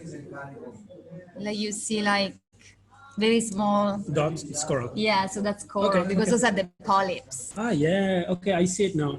And then here also this is a small polyp, it's a small coral. Okay. And then this picture, so here there are many actually. There is this one, there is one here. Because you can tell from the color is orange. Yes. This one. So this here there one. is 1, 2, 3, 4. Just Yeah. down this. Yeah, Okay. and here there is then one partially here. And this is not coral. Yeah, this is a coral. This is a coral. Yeah, this is a big one. But it's not same color.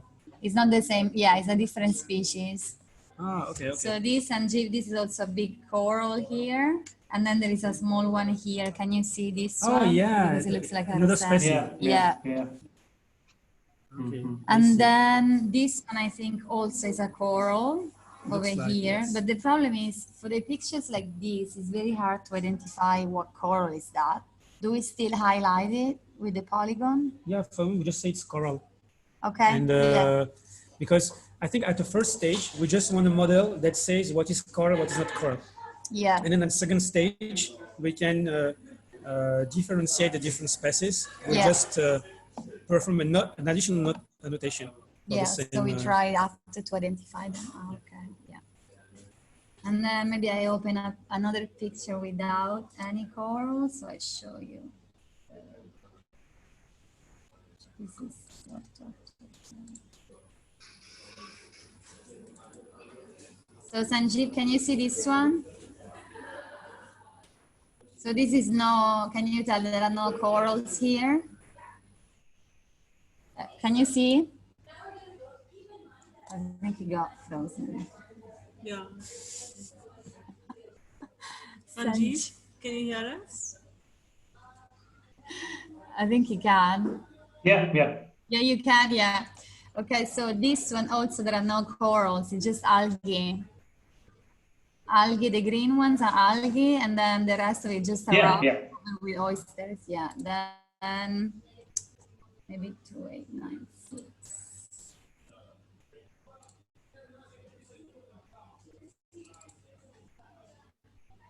Okay, this one same. These are just oysters. Maybe we wait for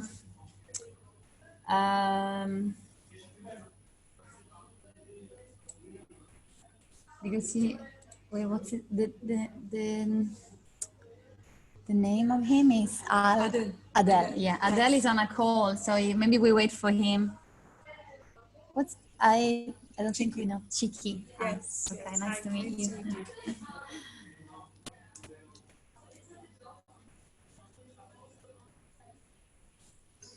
So are you helping to identify the corals? Yeah.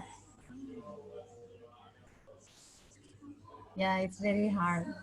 Yeah, I was, have you seen this app, which is called iNaturalist? Yes, Have you yes, seen that?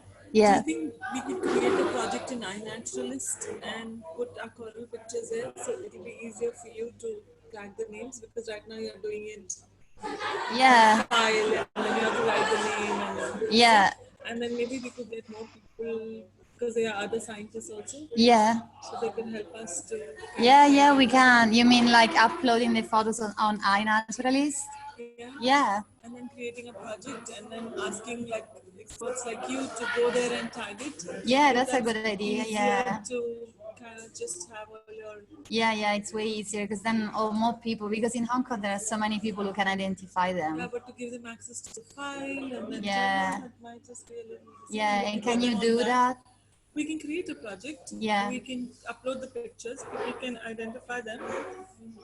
And I know the person. We know the person here. Maybe knows the person here who's actually the iNaturalist. Sean. Sean. Yes. Yeah, yeah, I know so him. We can talk to Sean. What I don't know is once we have those pictures there, how do we get them so that we can feed it to the machine learning platform? Because we want to feed it here, right? Yeah. So how can I export the images from there to here? Oh, I don't know. Maybe Sanjeev knows.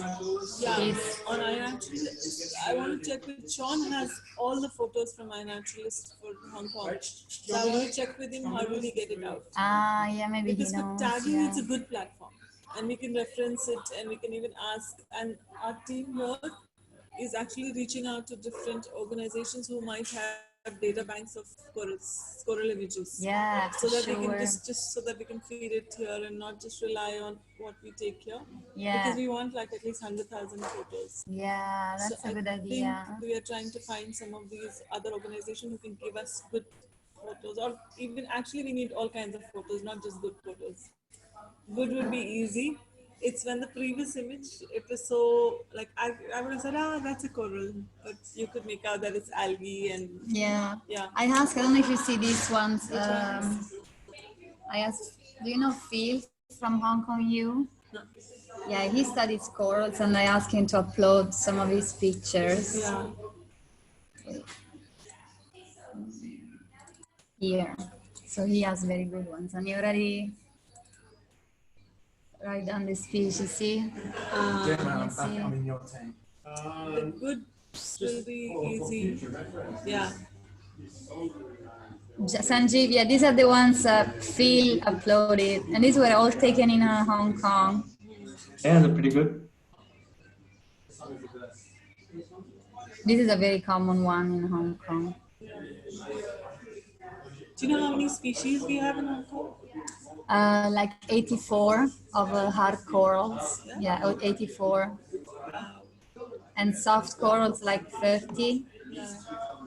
Because if we do that, then we can even, once we create the project, we can even start finding out the occurrence of the species.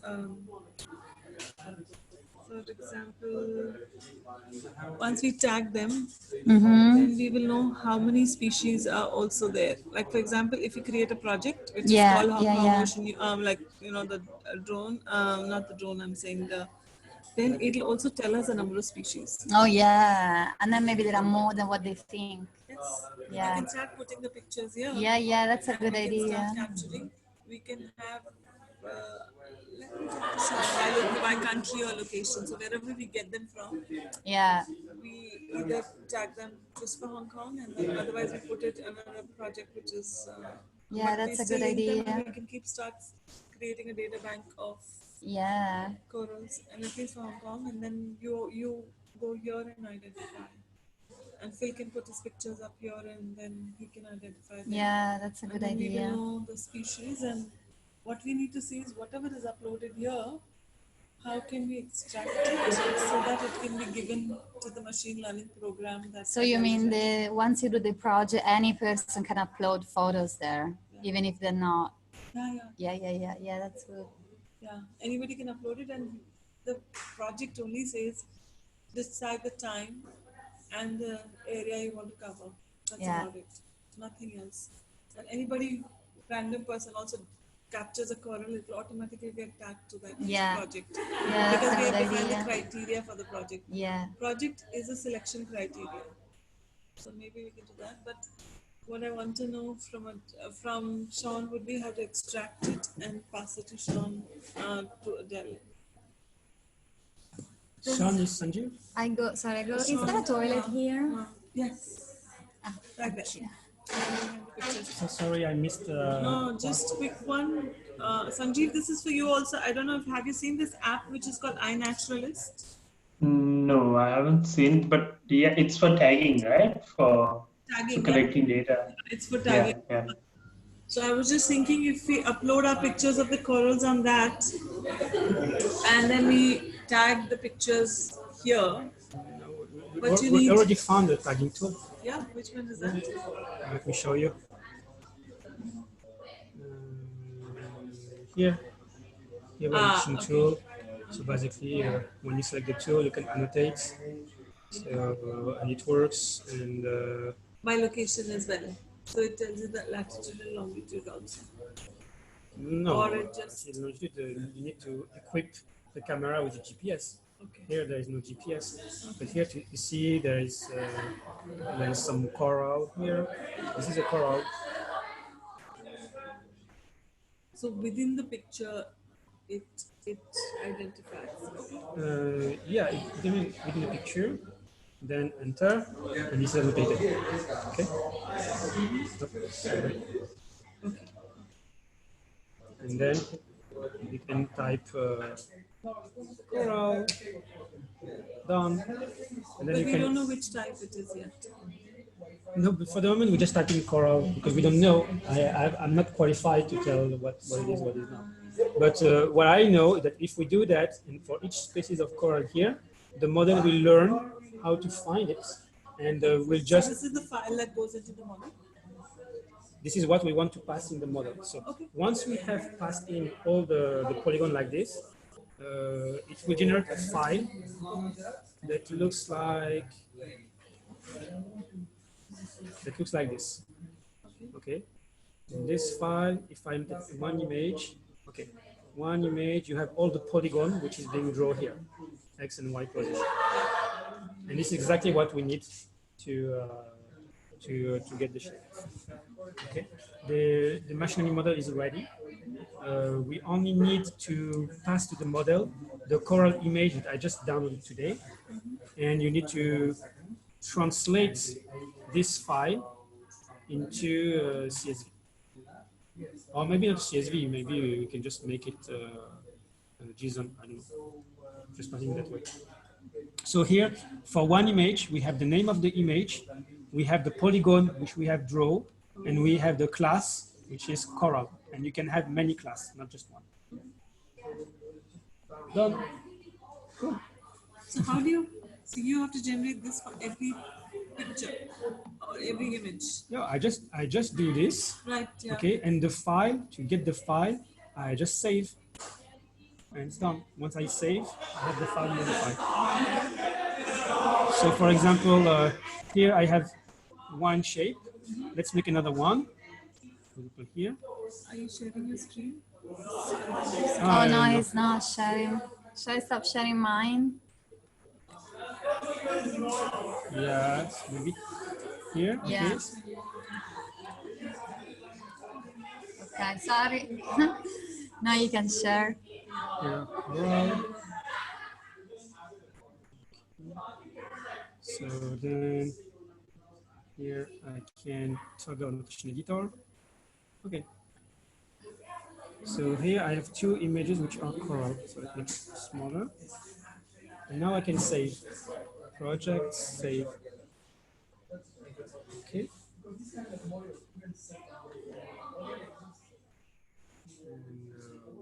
once it's saved,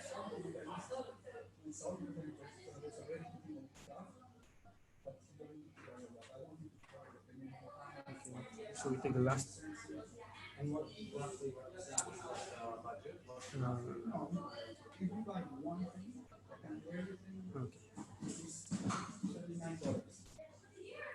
This file. So once we have this file, so we should see the images. So where's the images? Let's see. Images 1, 1, 3, 4. Yeah, 1, 1 to 9 is the image we just did. So if I go her up, 1, 1, 3, 4, and yeah, 1, 1, 3, 4. We have two polygons. Okay. So if I had 5 polygons, it would generate those mini blocks. Yeah, exactly. And this we just use it to feed the model for machine learning. I have tested the machine learning model on satellite images instead of coral because I didn't have the picture. It works basically to show you. To show you what it looks like. So this is the static images, the ground truth, and this is the model, what output. So it works quite well. So it's gonna work well from the color. So what is the transformation that's done from here to here? No, it's nothing. So this is the polygon, but the true reality of the notation. So those are notation of the polygon. The polygon are colored to, and this is what the model predicted.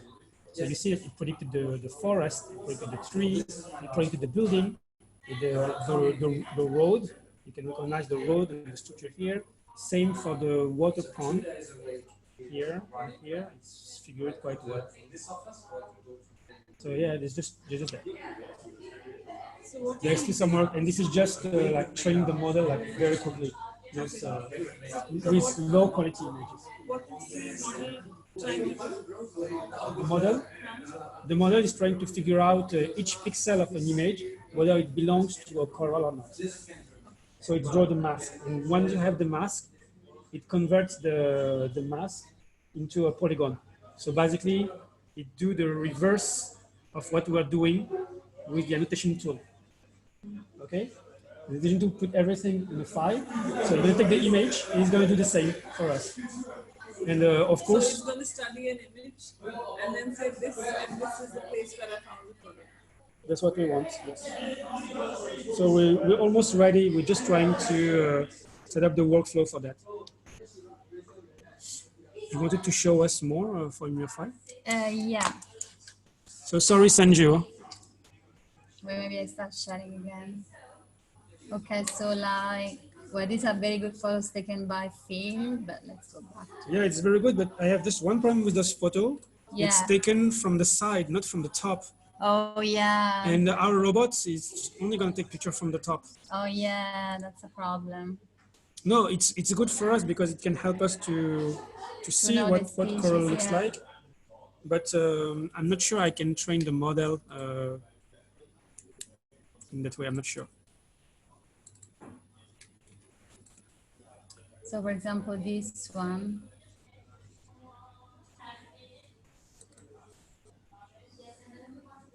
Well, it's not very clear, but no, there are no corals here. Okay, so this one. Can you see, Sanjeev? Yeah, I can see. So like this one, there are no corals, it's just algae and rocks covered with oysters. Yes. This one, same.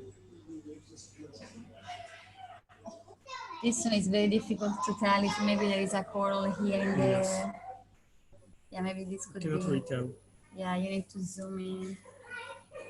Okay, this one has coral, so you can find them. Okay, 1, 2, 3, 4. Yeah. I can see only 4. This one too. Oh, this one too. Okay, Yeah. 1, 2. Just here. Yeah, see this one, yeah. Okay. You can see the dots. Yes. Those are the polyps. And then this one here too. Okay. Oh yeah, this is coral as well. Yeah, so just look at the like.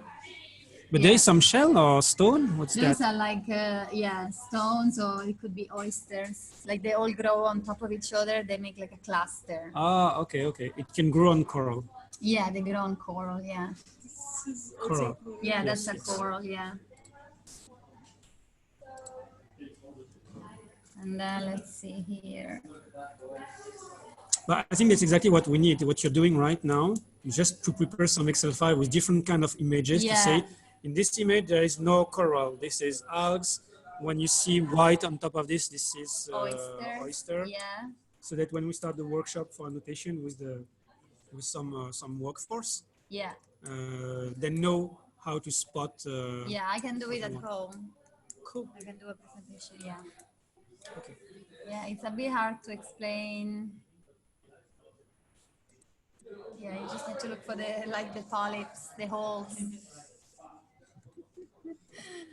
Yeah, what's the particular characteristic for a coral so for you to just see and identify?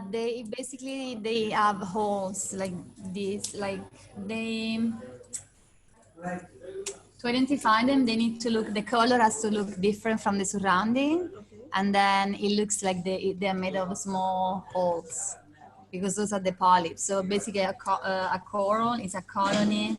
So I show you like from the pictures of field.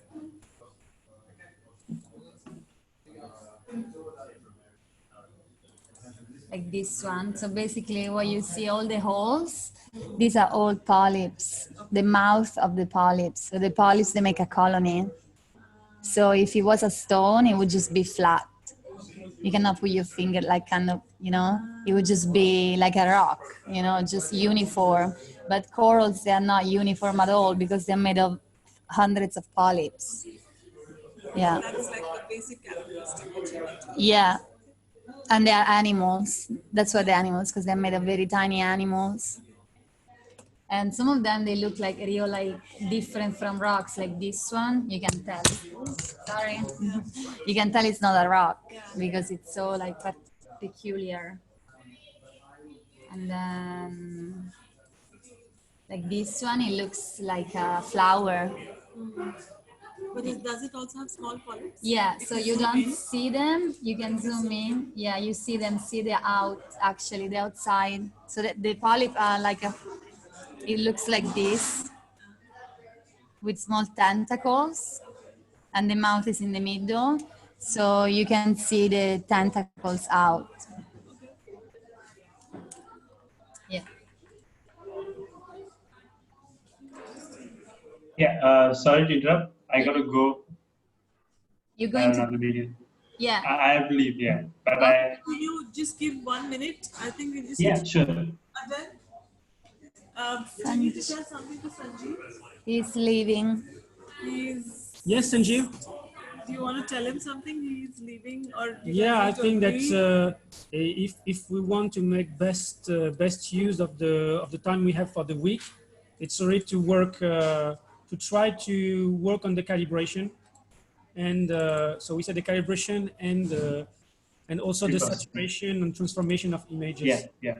So for the transformation, I suggest that we wait Maxine to chase after her friends, that you could give him some hints on what are the operation to change the saturation and whatever to have the best possible images and to have a white balance which is harmonious among pictures, not too much. Yeah. Okay, so we leave it to her for now, and we try to focus. If you can try to focus on image calibration, balance correction. On the meantime, I'm uploading the coral picture on our model that I have shared on Google Colab, and modify to be able to consume the JSON file from our annotation. I won't be able to train because there is no much picture, but I'll try anyway to do my best. Okay. Cool. Yeah. We're gonna have a hit. Yeah, you too. Bye bye. Bye. Bye bye, Sanjeev. Bye. Bye.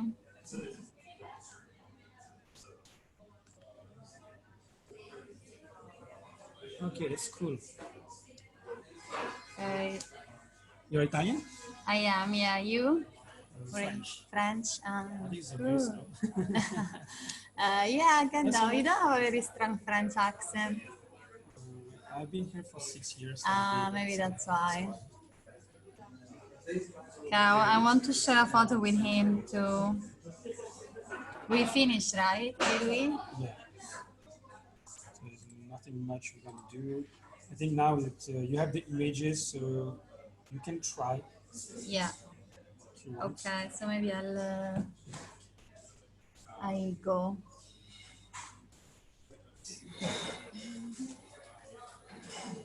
Yeah, I will ask Phil, and I will let you know on the group. Okay. So you have my WhatsApp, so perfect. Yeah. Alvaro, hey, how are you doing? Hi, I think, yeah, Alvaro. Yeah. I was skiing and I think I made a mistake. I should have come earlier because I have a lot of questions actually. I'm trying to make the part that take the pictures, right? Yeah. But I'm using actually, because it said that it wanted to use the Raspberry Pi. I'm using another microcontroller actually installed that actually running Tiny YOLO. I'm already doing an Arduino moving. No, it's a camera to $9. $9? I'm doing also an recommendation here, but I want to do this one. But for that, I need exactly so yeah, it was in how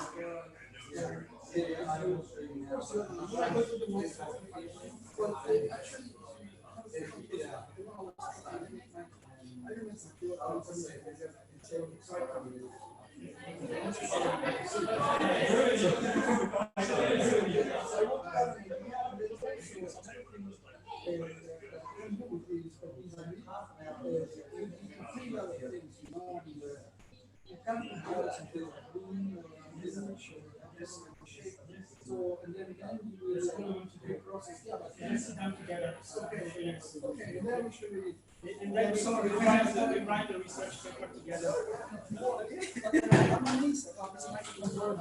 It's okay to use faster than the Jackson.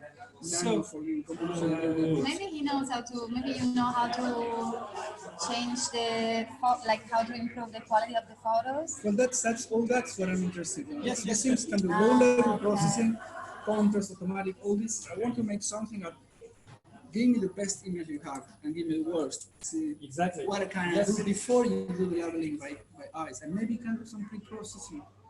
Yes, you're right. We're in the future. We're in the future. People are obsolete now. So you guys tell us and when I'm so sorry. we might have a detailed meeting now, but tell us when you want very, the wrap down meeting.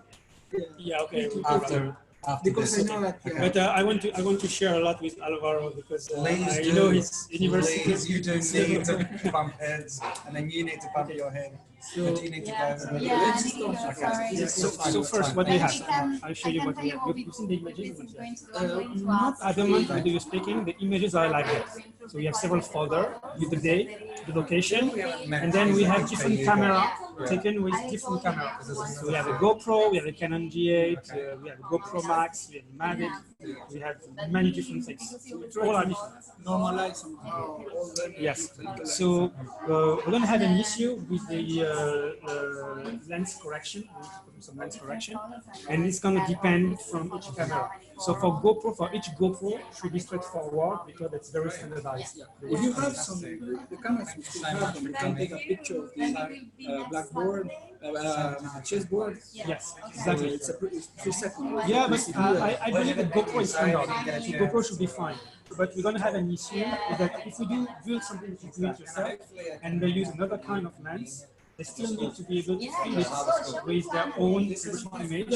So bypassing a chessboard or so for that, Sanju, I just give instructions to start to look on OpenCV for so you know so use OpenCV to perform this image calibration by itself. Actually, you know,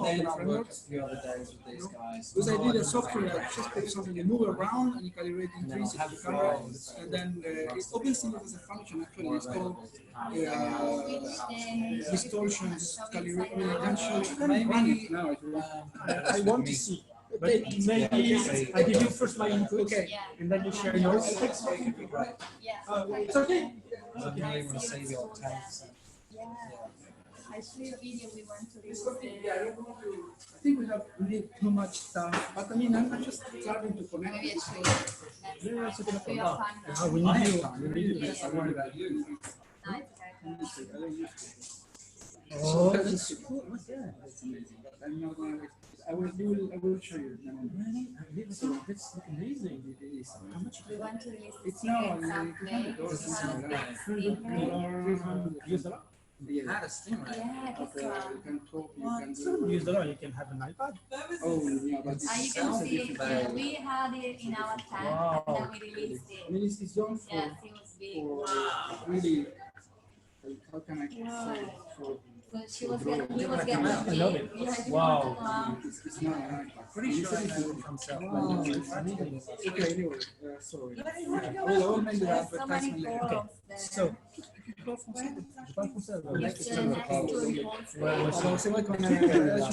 Okay. OpenCV for calibration. mets une caméra, tu mets un board, et ça te donne. Ah bah écoute, Yeah, ça tombe bien, à ce moment-là, tu as le contact, je te rajoute dans le groupe WhatsApp avec Sanji. D'accord? Comme ça, à la limite, je me dis se concentrer sur autre chose. Open City Calibration pour. Ah, d'accord. Tu peux mettre les instructions à Sanji. Voilà. Did we get a download from C'est here? classique, ce truc. Ok. Voilà. Donc, Open City Calibration, Lens Distortion. Ça c'est un truc qui est nécessaire pour chaque appareil, pour chaque batch. Alors, moi, ça, j'appelle ça un batch. Un batch, pour moi, c'est quoi? C'est, j'utilise des métadonnées de la photo, méta-info. Ça m'intéresse aussi pour voilà. Et ce qui m'intéresse, c'est quoi? C'est la location, la date, la caméra. Pas l'exposure time. Pas encore.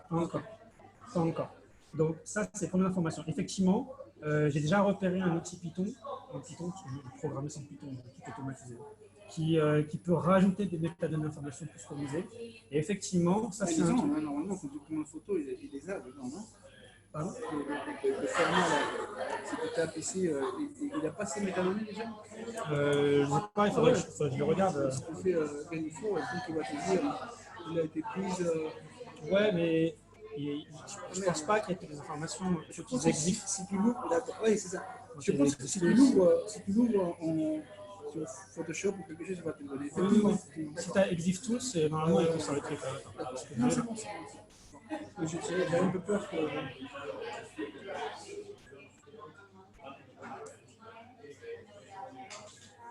On va s'installer ça. Ok. Donc, le premier truc à faire, c'est organiser nos folders à partir des méta-informations en batch. Salut. Voilà. We have a model working, and now I just collected the corail picture. On va récupérer le corail. Et là, on s'organise. On a un petit workflow pour les annotations. Donc, normalement, la semaine prochaine, on peut tester le modèle sur le corail. Là, j'ai testé le modèle sur des images satellites. T'en as combien de labels? Non, mais on n'a pas encore fait de label. On pense en avoir combien? Pour l'instant, je commence avec un label. Juste corail, pas corail. C'est deux labels. Pour l'instant. Non, mais juste un corail, juste corail. Bah, je pense que ça, il peut le faire marcher si. Ah bah oui, je suis sûr. Si tu as appris le modèle. Voilà. Donc, on va avoir des batchs différents. Alors, pourquoi des batchs différents? Parce que ces trucs-là, en fait, pour l'instant, je fais les données de base, location, l'endroit, la date et la caméra, le type de caméra, tout simplement parce qu'il faut les pré-processer de manière différente. Il va falloir qu'on gère la balance des blancs, qu'on traite la saturation, qu'on fasse des pré-processions de l'image, qu'on fasse la calibration de la lens distortion qui dépend de la caméra. Et comme souvent l'endroit sur Hong Kong où on prend les photos, ce ne sera pas la même turbidité, ce ne sera pas la même visibilité sur la date et compagnie. Et donc, voilà, le modèle il risque d'être affecté. On ne sait pas encore, mais on va stresser. Donc, on va faire plusieurs batchs. Pour, non, bien sûr, moi je vais tester sur un batch. Une fois que j'ai entraîné le modèle, si sur les données de training, j'ai des bons résultats, je vais le tester sur d'autres trucs. Hein, et je m'attends à ce qu'ils soient capables de reconnaître les features. Donc ça, c'est la première étape. Ça, à un moment, mais ce n'est pas la priorité. La priorité, c'est déjà l'annotation et le traitement des données. À un moment, on pourra faire un autre modèle qui fasse la classification, qui sera capable de dire cette photo elle est floue, je vais mettre des flous. Cette photo, je pense qu'il y a du corail, je vais mettre du corail, sans aller dans la précision de ce qu'on appelle de la segmentation sémantique, qui consiste à identifier chaque pixel de la photo, si c'est du corail ou pas du corail. Ok? Donc voilà. Une seconde, le canalisation de vous voulez reconnaître le corail sur le million, que vous voulez le faire après. Moi, je vais faire un posteriori. Voilà. Et c'est pour ça qu'on en parle, parce que justement, quand je ne sais pas du tout ce que je dois faire, qu'est-ce que je dois donner à un parent. Et je choisis celui qu'on peut leur utiliser parce que celui-là, je peux faire marcher dans les net et tout ce qu'on connaît. On the edge. Oh, mais ça marche vachement bien. Donc, pas pour faire la classification finale, mais ça pourrait te dire déjà. Après, ça, c'est pour chaque pixel, la qualité que tu vois, par exemple. C'est codé en quoi dessus? c'est pas étonnant. Non, c'est interprété. Alors, je continue, d'accord? Donc, regarde, ce qu'on fera à un moment, voilà, c'est qu'on va faire en fait un algorithme de classification, mais par batch. Et tout ce que je veux en fait, c'est ni plus ni moins qu'un algorithme de classification de base, il n'a pas besoin de compliquer, pour pouvoir préparer ces batchs et les organiser, juste en récupérant ces données-là. Et on pourra plus tard l'enrichir avec des métadonnées supplémentaires, telles que la balance des blancs, etc., pour faire tout ça à l'avance. Il n'y a pas de problème. Donc effectivement, le traitement de la balance des blancs, il faut absolument le gérer. Mais ça, pour l'instant, les batchs, on les a sous forme de dossiers. Parce que ici, la façon dont ça a été stocké, ça a été bien fait. Tu as un dossier avec la date et le lieu, et un dossier avec le nom de la caméra. Donc du coup, voilà, ça tu sais que c'est une GoPro, ça tu sais que c'est une Canon. Ensuite, étape numéro 2, c'est la calibration par rapport à toutes les déformations de la lentille. Donc, voilà. Il ne faut pas les perdre, ces caméras. J'ai le programme ici, on s'appelle celui qui met un truc. Voilà. Bon, ok, mais on va parler de ça en une seconde. On peut le faire maintenant si tu as les caméras. J'ai pas les caméras, mais il faut qu'on le fasse. On a besoin, et peut-être même avant la semaine prochaine. Je peux celle-là après. J'ai le GoPro. Les GoPro, comme il dit, c'est vrai qu'ils sont standards. Donc les paramètres sont donc, ce qu'il faudrait, si on veut lancer le workshop la semaine prochaine pour l'annotation, il faut d'abord qu'on ait corrigé la distorsion des images. Et donc, il faut qu'on fasse la calibration. Ça, je peux faire un programme. Si tu as les paramètres intrinsèques, on peut le faire maintenant. Toi, tu n'as pas le choix. Je fais un batch. Toi, ce qu'il faut, c'est piloter 5G. Hein? Piloter 5G. 5G va le faire. Ok. Tu lui lis l'instruction, tu lui dis le code. Je n'aime pas le dernier. Non, mais nous, on a d'autres choses à étudier. Tu as raison. En plus, si tu sais comment faire, il n'y a pas de problème. Non, mais à la limite, je lui passe le programme pour faire ça. Ça, c'est mon website. Et justement, j'avais fait un add-on pour t'insérer pour faire des projecteurs caméra. Regarde à la vitesse que tu Mais t'es un youtubeur. Non. Ça, je fais. Regarde, là, tu fais ça, et pouf, il te donne les paramètres. Et ensuite, tu projettes, et ça, c'est différent. Donc, la ligne au projecteur, la caméra. Donc, ça, tu essaies de le faire dans l'écran, ou tu restes plutôt dans le centre. Parce que là, tu restes plutôt dans le centre. Et tu dois bouger un petit peu. Ok. Et ça marche vachement bien. Donc, ça, c'est un truc standard en OpenCV. Je reprends. Ça, la calibration avec OpenCV, priorité number one. On ne peut pas annoter. En tout cas, si on annote avant de faire ça, c'est du boulot pour rien. Pourquoi? Parce que mon Cora, il va être déformé. Parce que lui, il laisse un peu. Pour faire le stitching, c'est un problème. Ah ouais, t'as raison. Le Seigneur, il a aussi ses blancs. T'as raison, C'est bon, on va perdre du temps. T'as raison. En fait, si tu veux, j'ai un doute qui arrive à la fin de mon pipeline. J'ai pas encore. Je sais pas comment ça va. Tu essaies de les formater au début, la forme, tout ça peut en fait, tu vas comprendre, c'est qu'en fait, on va construire des masques de ces images-là. Mais comme nous, on se base sur un truc de type photométrie. Donc, soit on a fait la photométrie avant, et à ce moment-là, je prends le truc de photométrie pour pouvoir faire mon training à la base. Et à ce moment-là, il n'y aura pas de problème. Ce que j'aimerais qu'une photométrie, c'est que vu que tu dois avoir 70% de overlap, des fois tu as deux photos qui sont floues, et quand tu les overlap, ils deviennent plus sharp. Ouais. Et donc c'est possible que si on faisait, au lieu de faire le AI et la photométrie en parallèle, on ferait d'abord la photométrie, et ensuite on redécoupe la carte. Tu vois, avec le GIS, tu peux découper une carte plate en 10 carrés.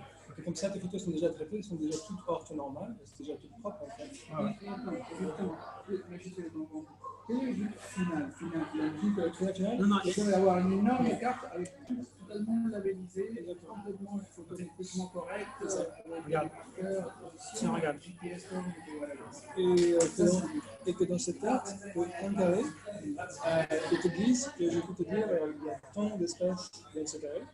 Et ces espèces, il y en a 10 qui sont en train de crever, il y en a 10 qui sont à 30% en train de crever. Et l'idée, c'est qu'une fois qu'on a cette carte, regarde, je te montre un exemple. Après, tu as juste un exemple. Et si tu as le metadata, ce qu'on veut, c'est de donner aux autres scientifiques qui développent des solutions pour les sauver. Donc, on comprend qu'est-ce qu'il doit être crevé. D'accord. Au niveau, c'est tout ça. Déjà, il faut faire une cartographie. Tout ça, au niveau de début de traité, il doit être bien à plat, c'est vrai. Mais ça, c'est vrai que ce qu'ils disent, les points que j'ai vu le stitching, finalement, il fait ça un petit peu, parce qu'il y a justement des overlaps, donc il corrige un peu les formes. Donc, tu pourrais voir un plan comme ça, et après, moi, qu'importe. tu l'analyses. Moi, ce que je préfère, c'est avoir une seule image qui soit énorme en termes de pixels, et je veux juste prendre des patchs de 160 par 160 pixels pour faire la recognition. Et ce patch, comme je l'ai coordonné de l'endroit d'où j'ai pris le patch, je peux ensuite le remettre directement dessus. Donc, est-ce que c'est nécessaire alors? C'est ça la question. Si tu me donnes en input une méga mouse image, il n'y a pas de problème. Enfin non, si, il y a un problème. Il y a quand même un problème, c'est qu'il faut que l'outil d'annotation, donc moi j'utilise ça comme outil. Donc, tu vois, tu perds peut-être la position de la c'est vrai? Non, c'est que j'aurai la grande image et effectivement, à partir de là, voilà, je peux sélectionner, et je peux commencer à cercler mon corail ici, voilà. Et si j'ai une seule grande image mouse, ça va marcher. Voilà, entrée, et ici je fais corail. Voilà, corail, terminé. Voilà, bam. L'image, par exemple, que j'ai sorti avec WebODM, elle fait 500 mégas. Et donc c'est tellement gros que ça fait 30 ordinateurs. Donc il faut que tu aies moyen de le couper. Ouais, écoute, c'est ça le truc. Est-ce que c'est facile? Je suis pas sûr qu'on puisse annoter une méga mouse image. Par contre, tu peux la découper en images plus petites et les recoller derrière. Donc si tu as une image de, je sais pas moi, 10 000 pixels par 10 000 pixels, tu peux la découper en 500 pixels par 500 pixels. Ou même pas 1000 pixels par 1000 pixels. Ensuite, du coup, tu les partages, on fait nos masques et ensuite on recolle tout. Terminé. Voilà, mais donc c'est pas la peine de faire ça. Et ce ne sera pas la peine de faire ça. Je pense que c'est mieux. En plus, pour visualiser, j'ai fait un point qui dit 10 000 fois 1000 points en texture. Et donc je calcule les textures qui doivent être affichées seulement. Donc c'est qui. Tu vois, c'est bien. Alors, on reste focus. Okay. C'est dur avec nous. C'est dur, on a tous ces gens-là. Ouais. Donc, en termes de. Non, mais j'écoute, moi j'écoute en même temps. Alors, en termes de pré-processing, si on adopte cette méthode-là, je pense que la calibration, on peut s'en passer. D'accord? Après, je ne pense pas que ça coûte cher non plus à faire. Et ça peut être bien de le faire également si on veut faire une photométrie propre ou plus facile. Parce que la photométrie elle va être altérée par la déformation. C'est vrai. Donc, le deuxième truc à faire, c'est tout ce qui est le travail sur l'image en termes de travailler sur la saturation.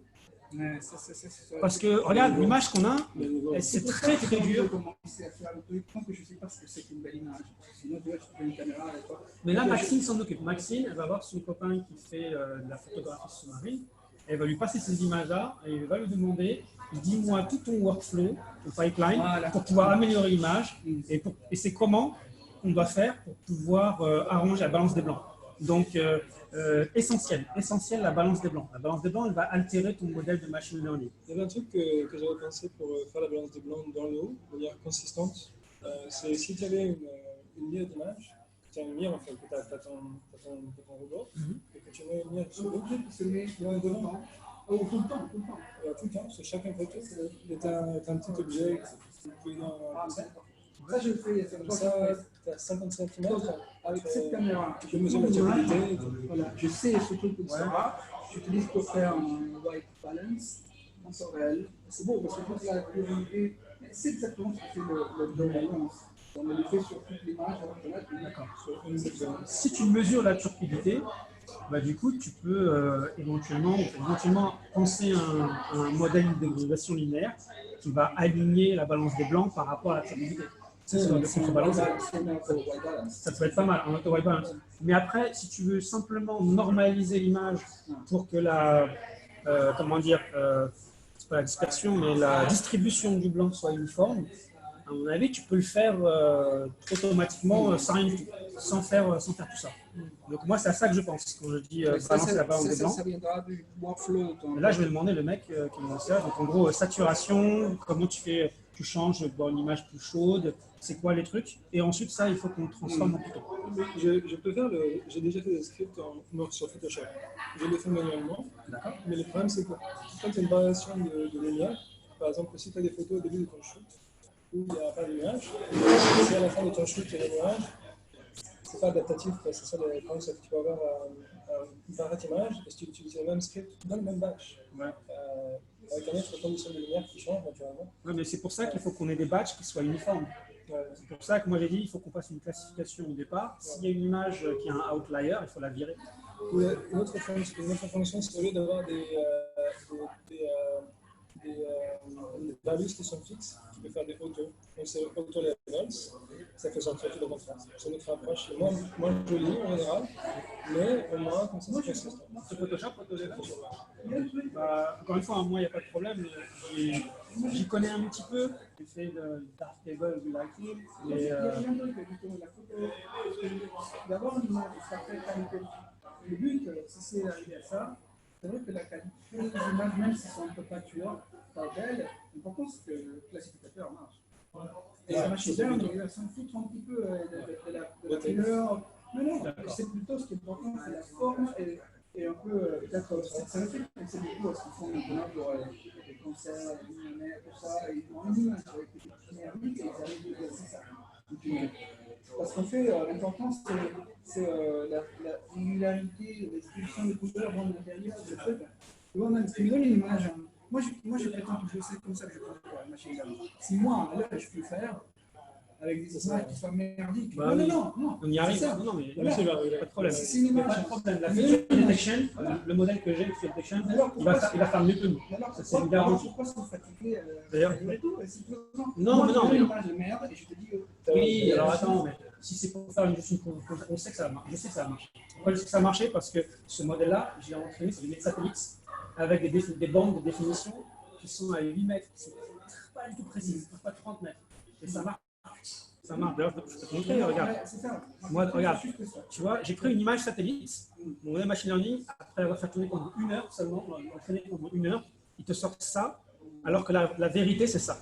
Donc, je lui ai passé la vraie photo, je lui ai passé une photo, il m'a transformé ça, et ça, en fait, c'est quoi? Ce sont juste des polygones et des images qui ont été labellisées et qui sont montrées avec les couleurs. Donc là, je fais la même chose par rapport à mes couleurs.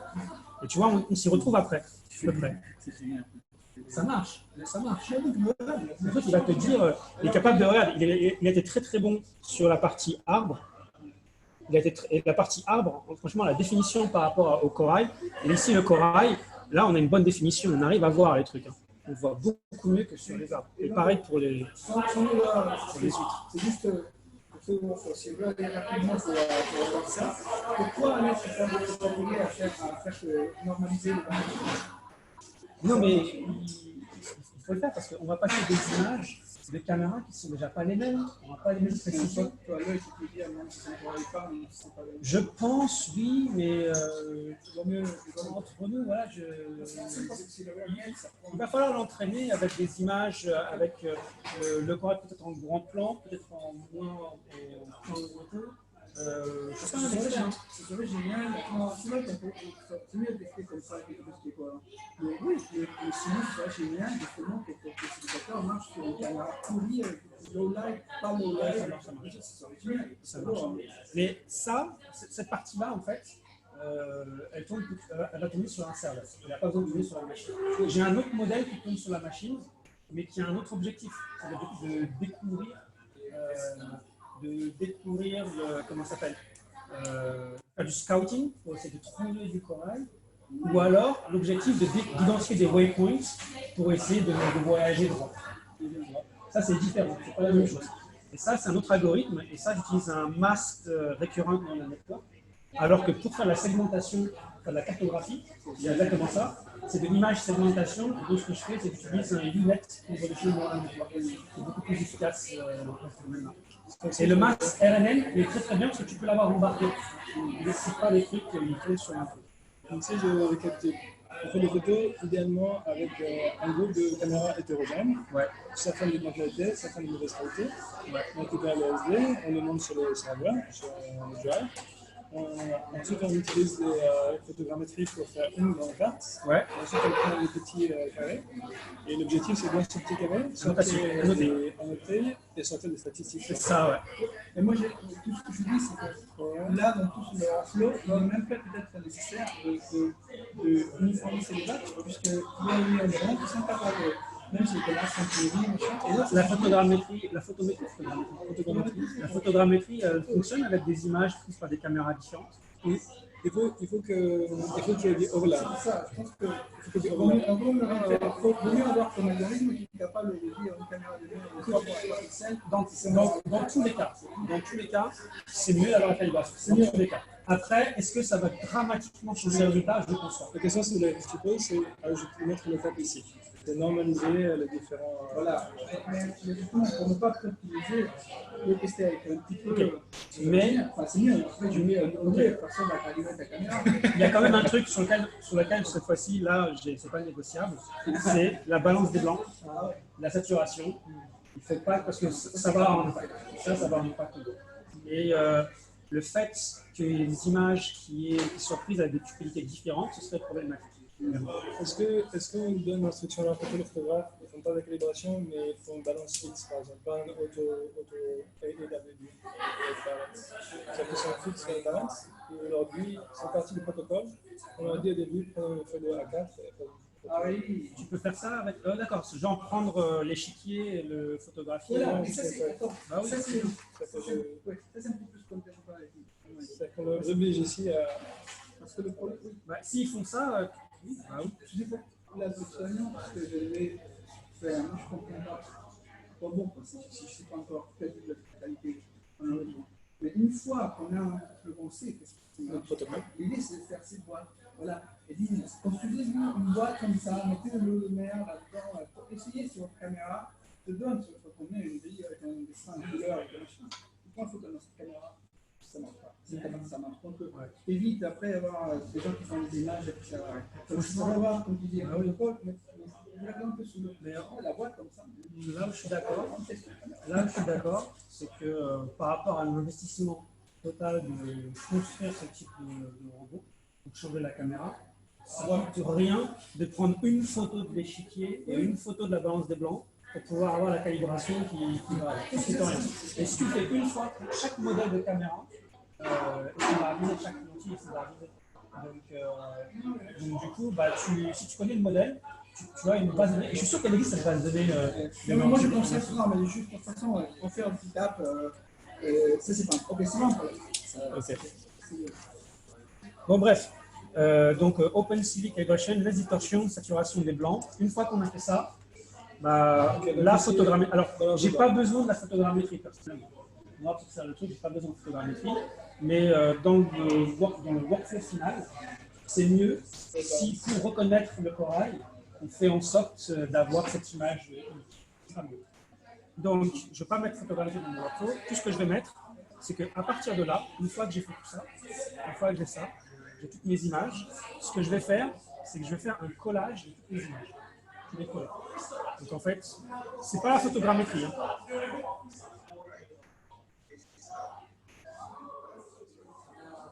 Voilà. Et du coup, je vais avoir une image mouse que je vais stocker dans un tensor, dans un outil NumPy, tout simplement. Et en fait, ce que je vais faire, c'est que là, je vais définir la taille d'entrée, le tensor d'entrée de mon réseau neuronal.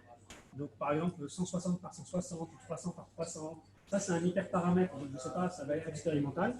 Et en fait, ce que tu fais, c'est que tu vas générer un test set. Donc, chaque image, tu vas faire une notation pour chaque image. Donc, chaque image fait une notation. Donc, tout ça, c'est annoté. Donc, 3, c'est. 3, c'est annoté. Et ensuite, mon script en Python, et ça, il le fait déjà, le script. Il va te coller tout ça. Et une fois qu'il a collé tout ça, ce qu'il va te faire, il va te prendre au hasard des patchs. Ici, un patch là, des patchs de 160 par 160. Ouais, alors je l'ai fait parce que c'est un paramétre qui peut changer dans le code. Ça ne change rien.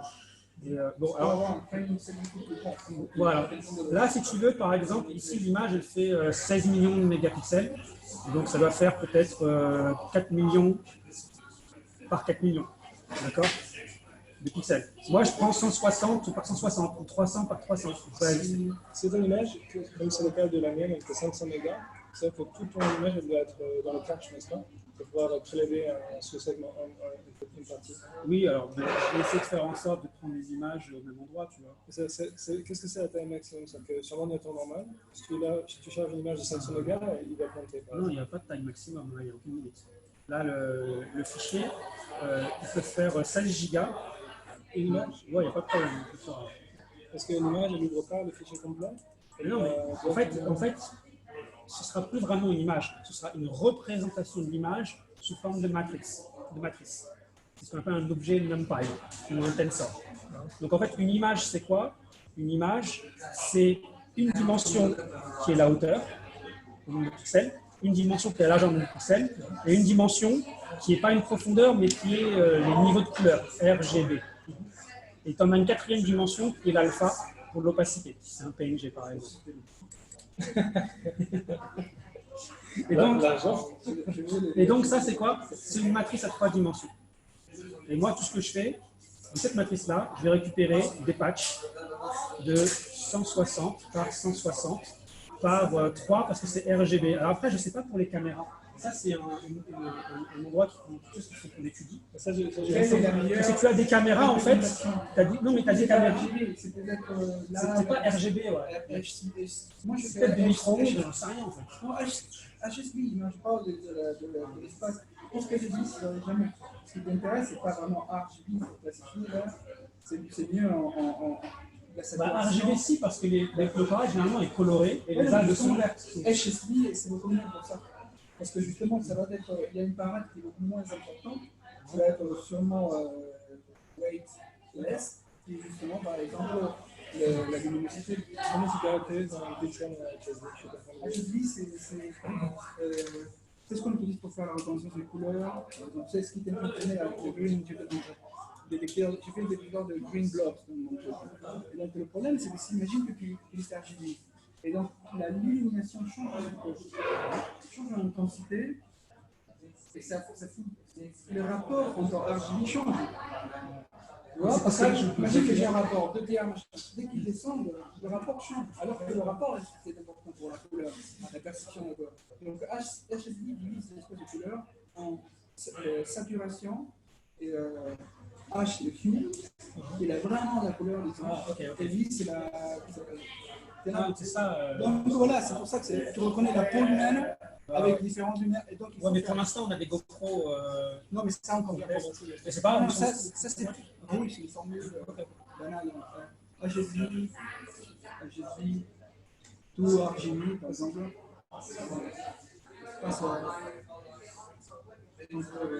Le fichier des armes plus grand ou... Non, c'est la même chose, c'est 3 valeurs. Sauf que le RGB, c'est LGB. Et donc, pour la reconnaissance de couleur, on ne dit jamais RGB, c'est voilà. Le hue, la value, c'est que tu vois, si tu es plutôt dans la profondeur marine, tout devient plus obscur. Et ça ne change pas la couleur. La valeur de la couleur est la même, et ça, c'est le corail.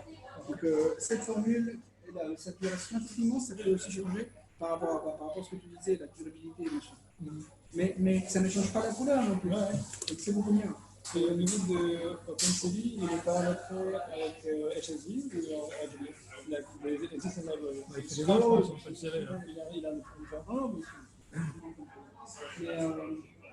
oui, en plus, tout ce qui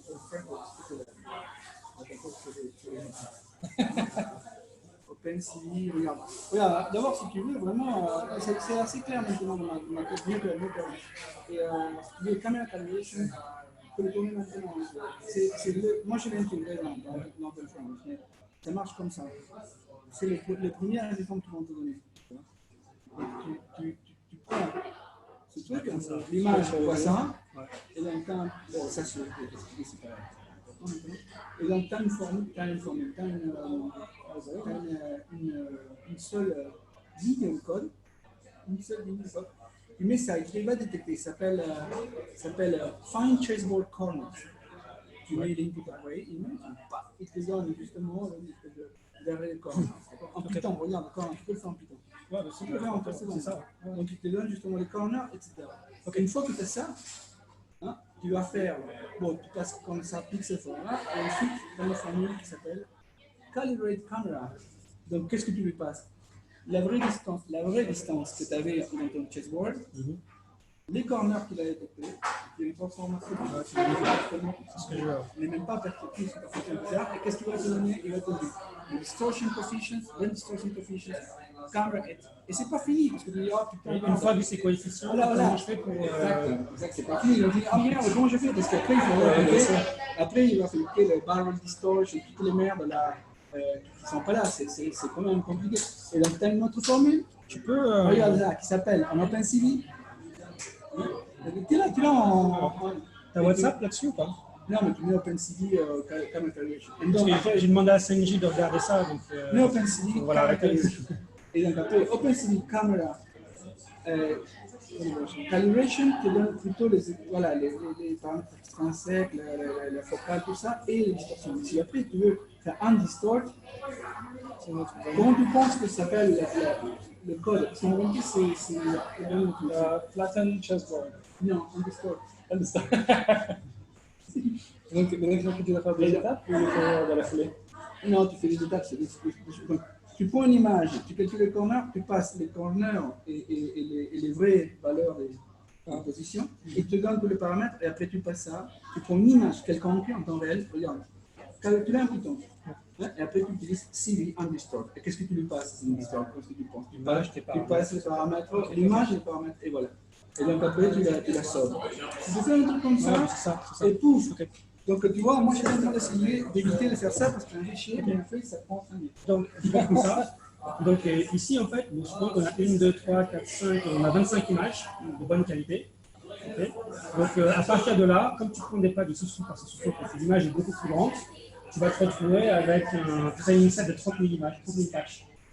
Okay. 30 000 patchs, donc 30 000 patchs de training, et tu peux en refaire peut-être 4 000 de tests par exemple. Une validation, pour la validation. Okay. Et pour la validation. C'est lui qui avait toi.